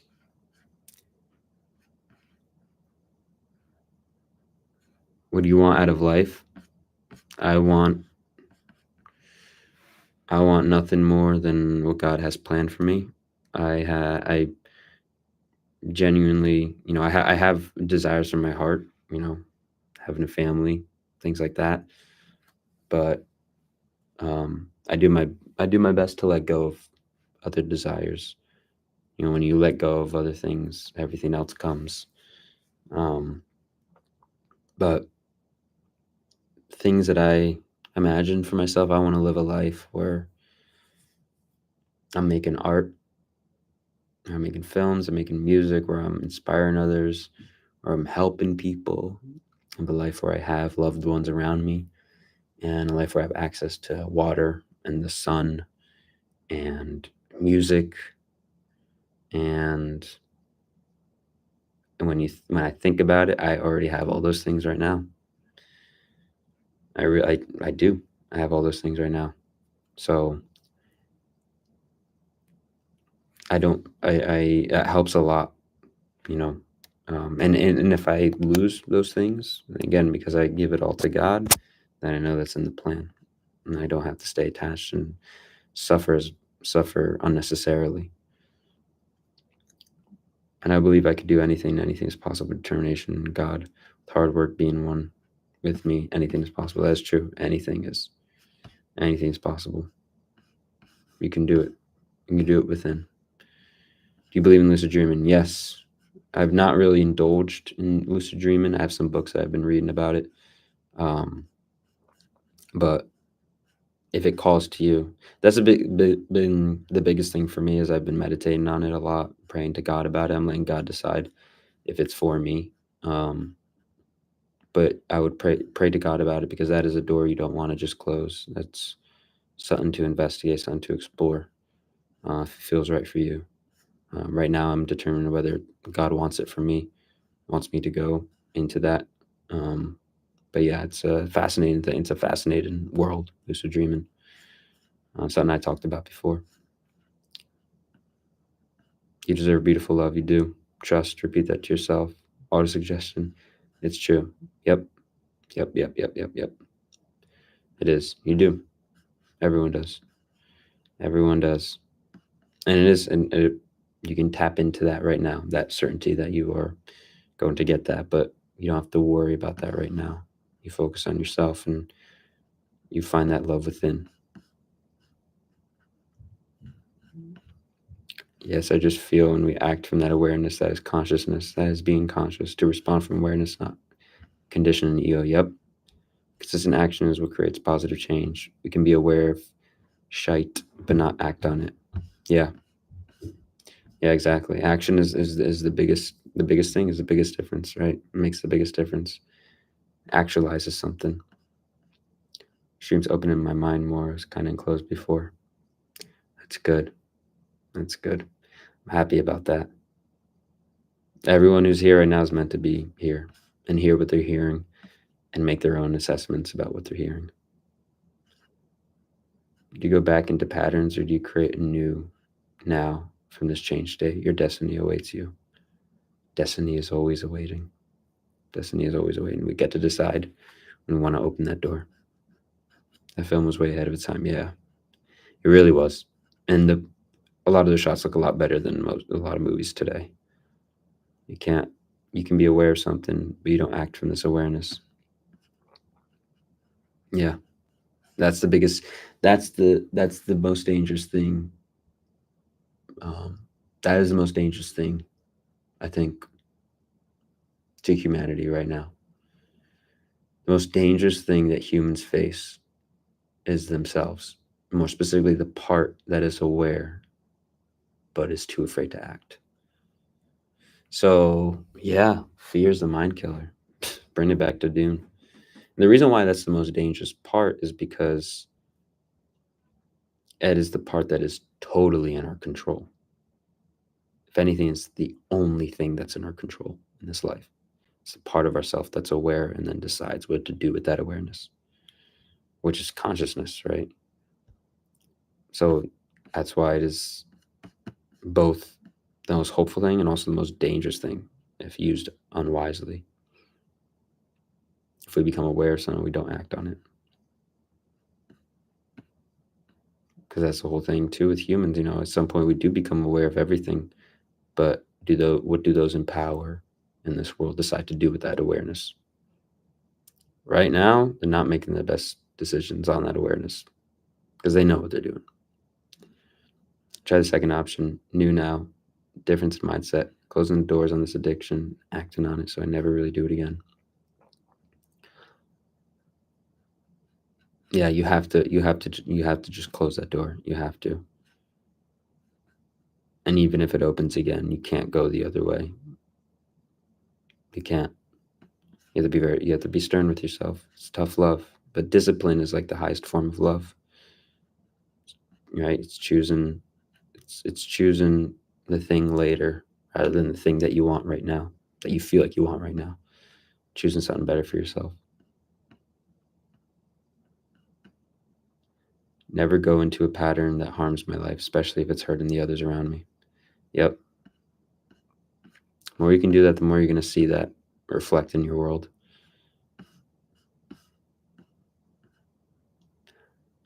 Yes, brother, but the urge will arise and test you as its pattern within you. Label it as a condition and it's not you. Do not identify with it, shred the condition within your response. Yes, lovely way of wording that. Do not identify with it. Yeah, that is a great way of putting it. Do not identify with it, because the more you identify with it, the harder it is to let go of it. You have to shred it. You have to. Do not identify, because it is not you. You get to decide who you are. You get to decide who you are, what your identity is. Yes, all of that. All of that. You decide. And you always, something that helped me too in overcoming certain things, certain habits that weren't good for me, was this guy who talked about, he said the reason why it's so hard to stop in the moment is because you're seeing everything else in the future. Sometimes you're not just seeing right now not doing the thing. For example, let's say, let me just make it very simple. Very simple. Eating a brownie or eating a cookie. Eating a cookie. Let's say you're eating cookies all day. You're just addicted to eating cookies all day and you want to quit. When you're trying to stop yourself from eating that cookie, you're not just saying goodbye to that one cookie. You feel like saying goodbye to that cookie implies that now you have to say goodbye to cookies forever, and you can't do that. It's just too hard to do. It's a lot harder to say goodbye to cookies than to say goodbye to a cookie. So you imagine that, you're like, oh man, well if I stop now, then that means it's gone forever. I can't take on that burden now. Let me just enjoy this. And then you eat it. You go into it and you go into it again. You can never confront that. But remember, everything is made up. Everything is made up in this present moment. That's all we have right now is this present moment. Do not think about the future. Not think about that burden of the future. Do not think about that moment's going to come when it's meant to come. That moment is going to come. But say no now. All you have to deal with is this one cookie, this one thing. And actually, it will eventually, maybe it gets a little harder in the short term, but in the long term, it gets easier. I promise. It gets easier. But you have to say no right now. You just have to focus on this moment right now. So next time you're going to do it, just instead of thinking about the rest of it, remember that your life is created right now, one moment at a time. And right now, all you have to deal with is right now. In the Bible, it even says it. The Bible says, don't worry about tomorrow. Tomorrow will have its own troubles. Or today already has its own troubles. Don't worry about tomorrow. Today already has its troubles that you need to be concerned with right now, that you need to pay attention to right now, that you need to be aware of right now. And in the future, the reason why people say the future doesn't exist is because the future is just the present moment. The future doesn't exist because it's going to be the present moment when it comes. It's like, oh, the future, in 5 years from now, when 5 years comes, it's going to be the present moment. It was never the future. It was just the present moment incoming. That's why present moment creates our life.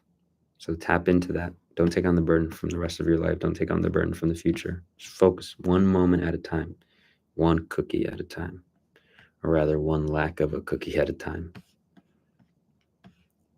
I'm very paraphrasing this quote I always loved. The flower doesn't look to the others for comparison. It simply blooms. Yep. Yes. Exactly. Exactly. Exactly. You were made in a designed image. Ram Dass talks about this with trees. He admires the trees for where they are. He sees one tree that's doesn't look the same as the others, maybe because it didn't get any sunlight, but that wasn't in its control.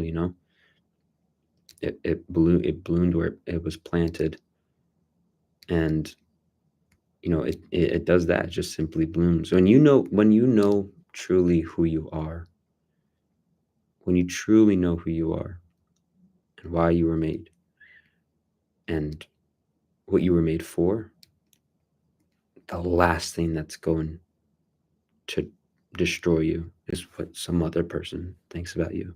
When you truly know your soul and what your relationship is, when you know your relationship to the world around you, that's it. That's the name of the game. When you know what is actually happening, when you know your relationship to the world around you, you know who you are, that stuff doesn't affect you. That stuff, it doesn't. So that's why we need to pursue ourselves. We need to pursue our souls. We need to get closer to that. That is the only path to fulfillment, the only path. And if you can walk that with God, taking that blessing, taking that blessing. We're all valuable. We are all our own flavor of human artist. That's the whole thing of perception and perspective. That's why your perspective matters. Your artistic voice matters. It really does. You need to harness that creative energy, harness those creative stories, harness it all. You have to. It's for the better of yourself in this world. All of us are valuable. Again, like the fingerprint. You need to put your fingerprint on blast in this world. So we need to see it. We need to hear it. That's another aspect of free will. You let people decide you. Do you let others create you? Yeah. That's why creativity is so important. So we let the world, we just take what the world gives us and we don't question it. We let others, if you don't decide what your life is or if you don't decide what your future is, other people will. Take the aspects I like about others and channel it into my own. So from the surface, you'd think I didn't take it from that said person. Well, yeah, and I know in art, this is super important, looking at the things that you like inform you on your own artistic voice, what you want to put out into the world. Thank you so much for the hearts. Don't worry, I see them and I love them. Thank you for the hearts. But yeah, no, I taking aspects from others, yeah, because the things that you see in other people or other things that you truly like and love, that's your soul telling you that right there. Don't ignore that. That's your soul telling you something very important. And it was meant to cross your path at the exact right time and in your life. So now you need to embrace that. You need to attack that. You need to implement that in the best way that you see fit. We got to be fulfilled within first. No external circumstances will fix it if we stay unhealed. Yes, exactly. That's why. And I'm gonna have to go soon from the stream. Don't worry, I'm gonna get through all these comments. But that's what in the video, because I gotta upload my video as well. But at the start of the day, you need to center yourself. The days of our life make up our life. Our life is made up by each day, right? Like the hourglass is going. Like guys, the hourglass, it's the sand is going through. All these days, these are making up our lives. Each day is sacred. Each day, equally as sacred as the next. So the beginning of the day, I really think if you want to win the day, you need to center yourself. And the way I center myself, I pray with God, I talk with God, I go over my game plan for the day, what I want to do. But if you don't center yourself in who you are at the beginning of the day, then you're missing out on an opportunity to set the foundation for the day, but also for this day to count towards the betterment of yourself and to fulfill the thing that needs to be fulfilled. So take advantage at the beginning of the day. Center yourself. It's good and smart. And y'all is deep and wise. Full love to everyone as well. Full love. Love everyone here. Y'all are bringing up so many concepts and views. My Google Docs turned into a long novel. I love that. I love it. And hey, you can always, we got this I post all these live streams. So these are all going up. And Listen, guys, this is taking these good old days, because if it is in the man's plan, these live streams are just going to keep growing bigger and bigger. So, gotta take in these sacred days where we can all talk like this, because eventually, who knows how many people are going to be in here. GTA 6, did that come out yet? There's some negative aspects in GTA, but I look past it for the gameplay and not play so much, because if I do, I feel like I will take in negative aspects. Yeah. I mean, if I want to be brutally honest, I don't think GTA is generally used in the best way for our minds. But I do have fond memories playing that game, driving around, crashing. That was a lot of fun. From which country are your parents and grandparents from? My mom's side is from Peru. My dad's side's Polish. So Peruvian and Polish. Pretty interesting mix, I would say. Oh, I got to see the Italy game. Okay, it's still 2-1. Oh, okay, good. We're good. Yeah. I went to Peru in 2018. I want to go back. It's an incredible place. The food is amazing. I still need to go to Poland. I haven't been there yet. But yeah. Consistent action is what creates positive change. We can be aware of shite, but not act on it. Thinking about this a lot. Yep. Maybe it isn't our path, ultimately. Couldn't form a sentence. My mind isn't working. That's okay. The mind's at work within, deep at the center that is still within. The mind is at work. This past month, I've been really struggling with addiction of watching dirty stuff. I tried praying, but it's like my heart as it became hard. There's no communication. I just want to feel His love. Yeah. I mean, because you have a relationship with God, I think God is going to be your biggest. God will be the biggest source of power in that battle. But I would say one piece of advice is get really clear on what you want, who you want to become. The more you focus on that, the easier it is going to be to sacrifice the activities or the things that you know you shouldn't be doing. Because if you really meditate and think about the person you want to become day to day, you visualize that, it's easier to sacrifice those things. I promise it does become easier. I see it in my own life. And I really focus on, I imagine, wow, like, yeah, I want to be that close with God. I want to be that person. Man, in the moments, it's a lot easier to give up those things. But it's tests. It is tests. Certainly is. It's not easy. But if it was easy, then it wouldn't make you strong. Much love to you, brother. It's not an easy battle, but it's definitely conquerable. Exactly. It's all conquerable. Got to be conscious. You're aware that watching dirty stuff is wrong with your relationship with God. So use that awareness. Yeah. Oh my gosh. Yeah. Boom. There you go. That's exactly what I was saying. Use that awareness. Tell God about that awareness. Just have a Bible near you and open it. Yeah. That helps. Yeah. Having a Bible open next to your bed. I have to do that. Actually, I had that in my apartment. Did not do that since I moved in. I have to do that. It's possible to get out of it. The spirit is willing. You just got to lean into it. Yes. Yeah, never forget that it's not. Don't feel like it's something, like he said, like it's conquerable. Don't always remember that. Never forget that. No matter how many times you fall into it, it's not, because it's not your fate. But you need to stop. You need to remember. It's simple. You just do it. You have to stop. You lean into God. God is always going to be your biggest strength. It's as simple as opening the Bible, understand the word, and closing the doors. Don't be a slave to your sins. It's not an easy battle, but you can do it. Exactly. Your life, brother. You just identified something within that you don't want anymore. So heed this once and for all. Make a conscious choice to not do it. Conscious commitment. Exactly. Your conscious word. You have to do it. And also think other areas in your life too can help if you improve other things. Because remember, everything is connected energetically. Everything in our life is all connected. So other things can help with this. And they will. They will if you lean into it.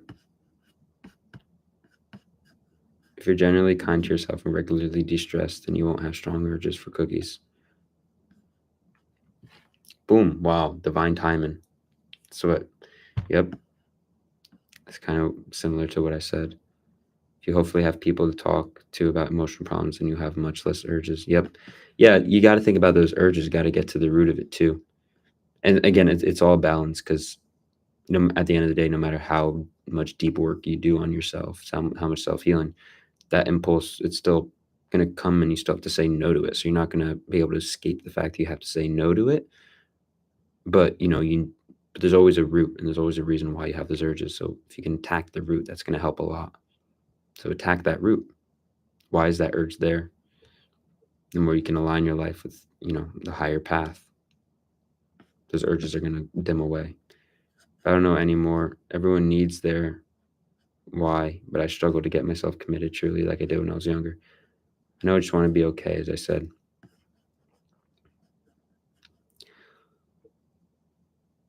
Yeah, I think unless a person is aligned with a mission that is rooted in who they are and what they want to do and what they believe in, there's always going to be a spiritual void.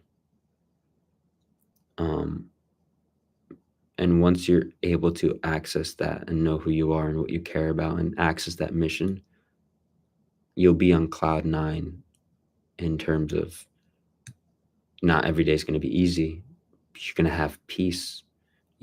Pain is tolerable when you have peace. Pain with peace is the best type of pain and the best type of peace. So when you find that mission that you can go away at and live your life by, then that's it. But also a part of your mission, what I would say your soul's mission, your soul's journey, is the phase you're in right now, which is finding that mission. And if you're in the pursuit of that mission, pursuit of finding who you are, that can also bring a certain type of peace because you know that you're going to get there. It's the same thing with the mind, like not tricking your mind to thinking that it's all helpless and you're never going to get to a certain point.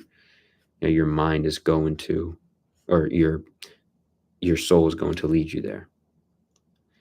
So you find that mission, you find who you are and what you want to do in this world.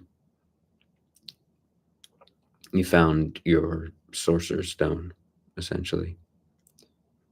You found the alchemy. But yeah, unless you have that, there's always going to be a spiritual void. I do believe that there will be a spiritual void, and nothing's going to fulfill it like God. Nothing's going to fulfill it. And that connection with God is ultimately connection. It's connection with yourself. It's connection with who you are and who God wants you to become. Because I believe that when you feel so strongly in your heart, this is who you are and this is what you're meant to be doing, that is you've now discovered what God wants for you. And now you pursue that. You go, and remember, like I said, we're all in on this. And you go all in on that. That brings the best joy and fulfillment in your life. And really the only thing that should bring you true fulfillment. And that's not to say that a family doesn't bring fulfillment or this achievement doesn't bring you fulfillment, but they have to be within that mission, within that knowing of who you are and what your relationship is to the world around you. That has to be the root for those other things. It can't be the other way around.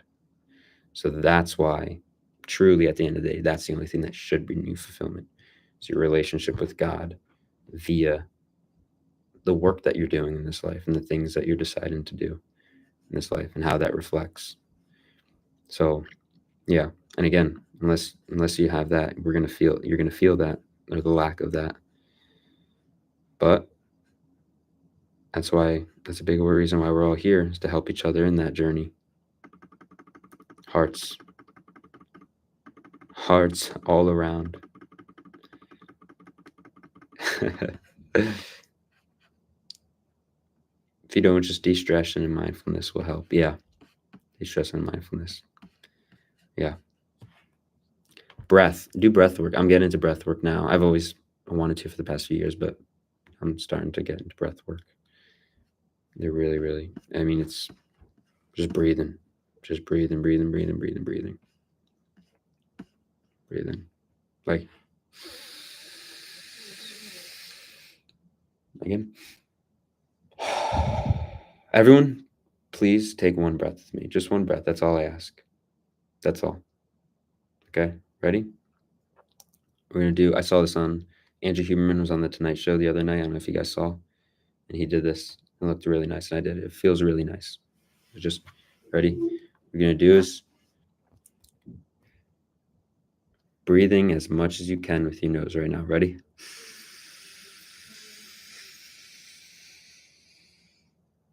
And then a little more. Really fill up the lungs. One final burst. And then breathe out until your lungs are empty. All the way. All the way.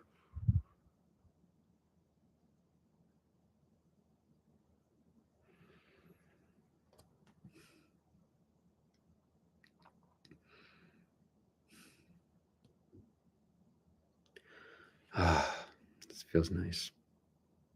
We should all be doing that a few times a day.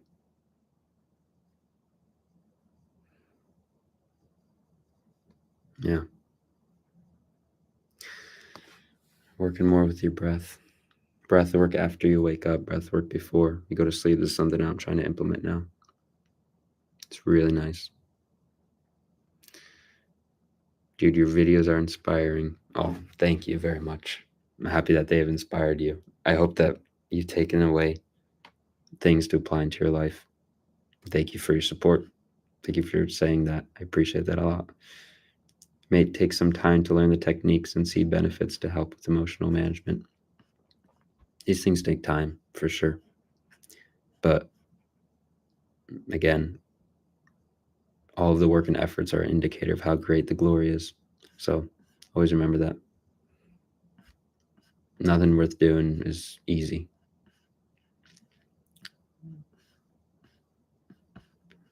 Oh, it may take some time to learn technique. Stop commenting. Let him read it all. Just say, instead of fighting urges, just focusing on keeping yourself emotionally fed. I'm just saying, instead of fighting urges, focus on keeping yourself emotionally fed and healthy. What were your urges? Yes. Yeah. Again, get into the root of the urges. Get to the root of the urges, because if you don't get to the root, then it's always going to come up. It's like the same thing as like a weed, right? How if weeds are growing on your property, how are you going to deal with it? Are you going to just cut it, or are you going to pull it? If you cut it, it's going to keep coming. If you pull it, probably won't come back anytime soon. JDO, that's rude. My bad. Oh no, JDO didn't mean to be rude. No, you're good, JDO. Don't worry. I'll read the comments. I will read away. I like to learn, but my head is always, you have to have it all mapped out, and it has to work. I obsess about having the perfect plan with everything. Yeah. This is why, I mean, for me, again, I give it to God. I don't allow, I don't let myself go there to try and micromanage everything. I mean, I will unconsciously, and then my consciousness has to step in and stop myself from doing that and hand it to God. But ultimately, you have to accept that you're not going to be able to map out everything. You can have this idea that you want this certain opportunity to work out, but ultimately, the other factors are going to be in play. But you focus on yourself, you focus on the things that you can control. And if you have a dream that you feel true in your heart, you feel deeply in your heart and your soul, then you keep pursuing it until it happens. You keep following that North Star, and it's going to lead you to where you're meant to go. And that obstacle of having to step over that, overcome that, that,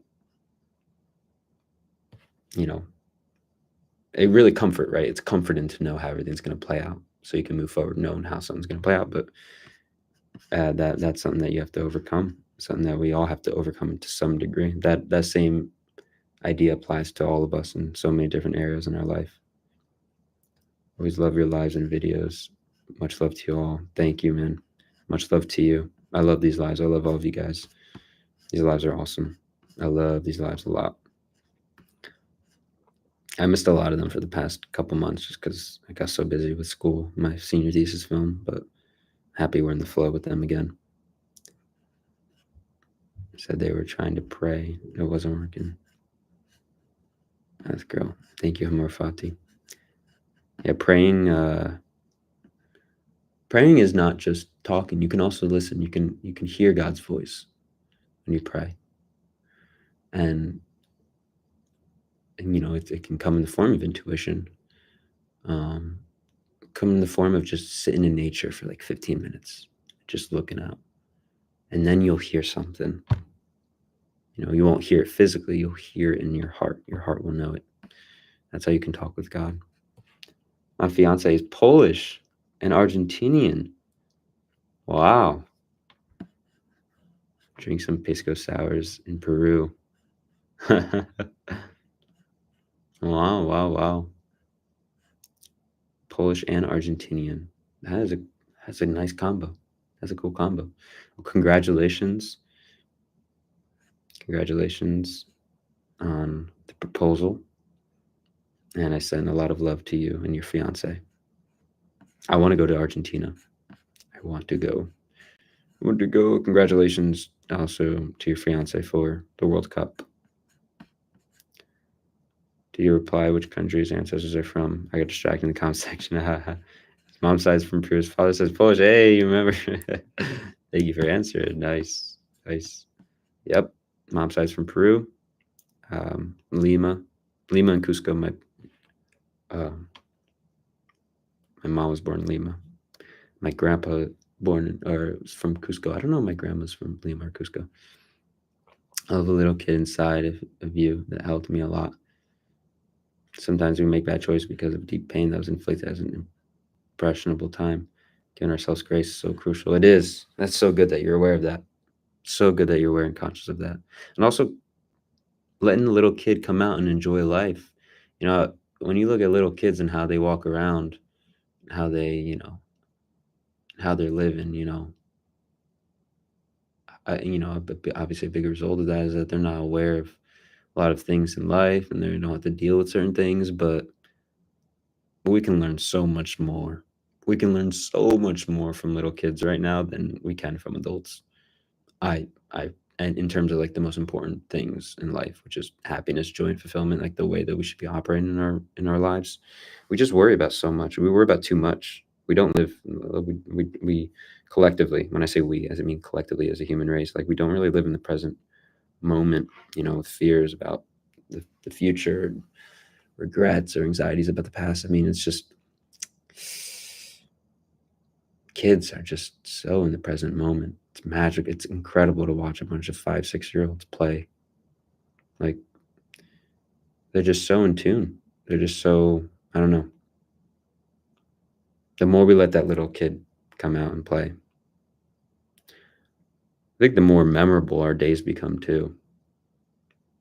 Because like even like things just stick, like ordinary, like there's a reason why ordinary things stuck out as a kid. It's because you were in the present moment and anything was fascinating. But now we need a lot to be stimulated. So, but tapping into, being a little kid, the little child that's still within us, seeing your child. Thank you. I had to rewind to write down what you said. Oh, I forgot you could rewind on this. Ooh, yeah, breathe. Made me yawn. There you go. Relaxing. That was nice. Oh, good. Happy it was nice. Presence. That's good. That's very good. I have to go. Thank you. Every human soul is reading. I pray that all of your desires come true and we will conquer all that comes to us in Jesus' name. Amen. Good night, brother and sister. Amen. Thank you so much for those words. Thank you. Thank you to you and your presence and your time and your honesty. I'm honored that you and everyone else who's listening and everyone here is on this live. Truly honored for your time and your thoughts and all of your words. Truly, truly, truly. My heart is very happy right now. What are your thoughts on over preparations? Over preparation can kill you. Over preparation is something I suffered from a lot, especially in the self improvement space, feeling like I had to watch every video or Instagram reel on a certain topic before I just acted. That's a big thing that I'm going to make a video this summer probably about procrastination. Over preparation is definitely going to be a big topic on there. But something I notice is that when I set my goals for myself over my journals, and I talked about this in my blog this last Monday, is that I overcomplicated so much with trying to set myself up to do certain things, certain systems of work. I overcomplicated it so much. It's just, but if you make it simpler for yourself, it's easier to do.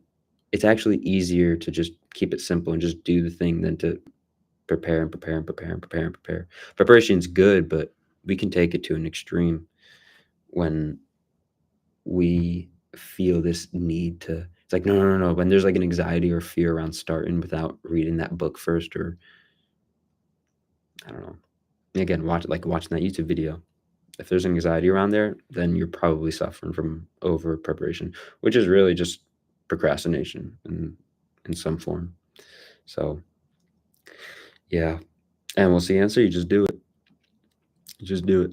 You just do the thing. You accept that you're never going to be able to be properly prepared with all the resources in the world on this one thing. But you are ready. You are ready now because the time is now. That is why. It's because the time is now. This is the most important stream I've ever watched, been, and as of this year, most of my life. Oh, that's incredible. That's awesome. This stream has been truly like stellar. All of the talks, all of the comments. I mean, this is what streams are all about, baby. You know what I'm saying? Like, this is what it's about. We are redefining YouTube live streams. It's truly incredible. Truly, truly incredible. It's awesome. This one, this is gonna be one that replays in my mind. Is it only about talent, or is it about image too for getting into the industry?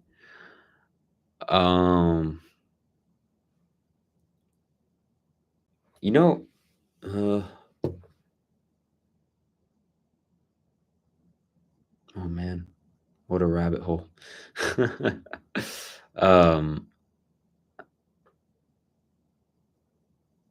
I think that the fear of image should never stop you.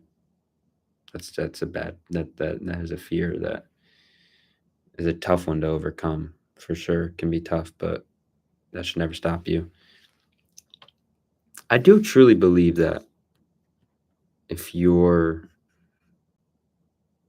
pursue the craft and you pursue the messages from your soul that you want to put out into the world, and you don't give up, and you will make it. I mean, I'm not highly connected within the industry. I'm finding my own way within it. But I do truly believe that the soul is capable of that. Ultimately, everything's in God's plan. That's why we can't, I mean, no one can claim to have the answers on things like this, and who gets to do what. But, you know, people can sell themselves. People can sell their souls. That's the whole corruption within the industry, right? But there's no question that image, you know, our the societal standard of beauty, if you align with that, that gives you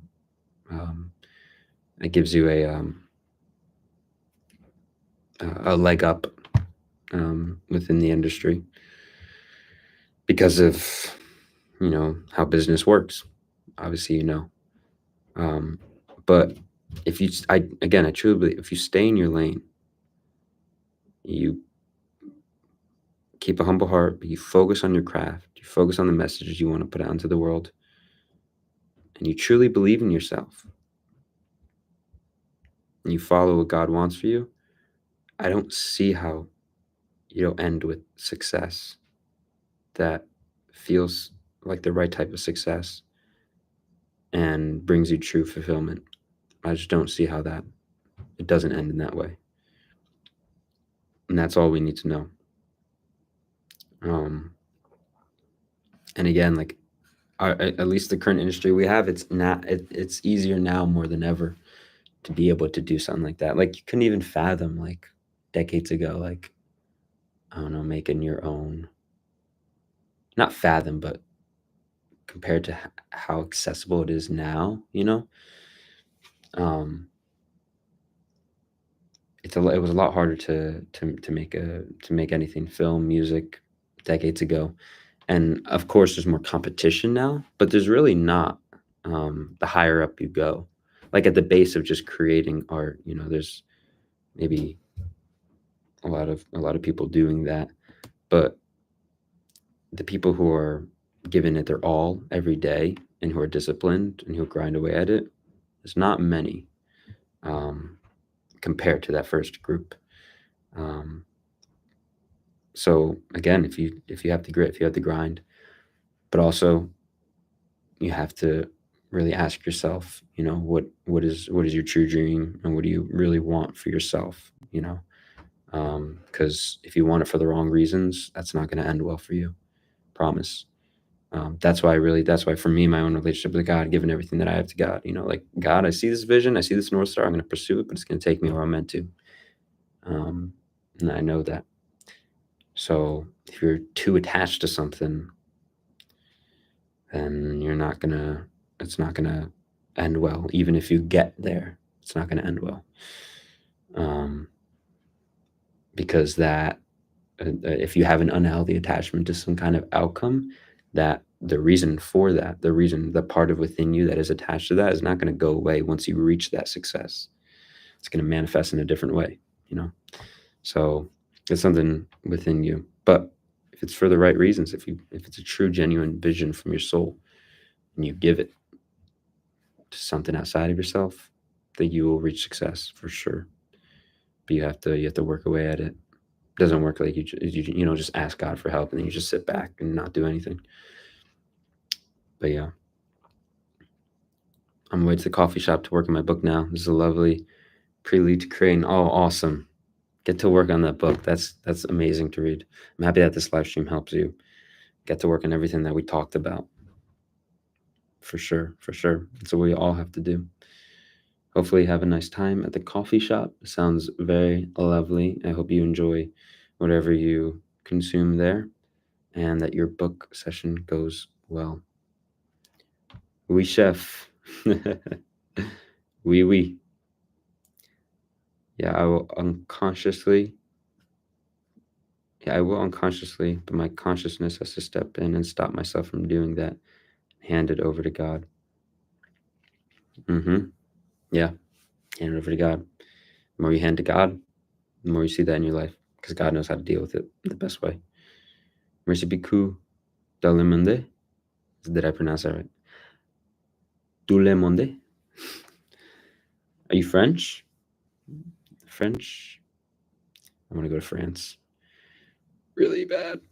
Yeah, going after your goals, your mission, your values, virtues, ideals, purpose. That is success. Yeah, exactly. Depends on your definitions, these things. I want to make my story series to redefine the entertainment industry, make creativity more open and less strict, also combat against greed. Beautiful. Beautiful. That's what we need to hear. Very, very nice. Against evil corporate decisions. Yep. And these are common archetypes too. Like a lot of my art is going to, like you're describing empire. I anticipate a lot of my art to be about that, because that's something I care about, and I anticipate. And if you think about it, a lot of art is about empire, a lot of it, but a lot of art is controlled by empire. So that's the whole, that's the whole thing. But like Pink Floyd, I think they have some of the best like anti-empire art out there. So they're my favorite band. But you make that your own voice, your own spin, how you see the world in that. That's the gold mine. That's what it is. But I believe in your stories series. Get to work on it. Make from the heart. Remember that you're meant to make it, and it's from somewhere deep and true within you. You got it. Daughter's half French. I gave her the Mexican part. Ah, I see. I see. I see.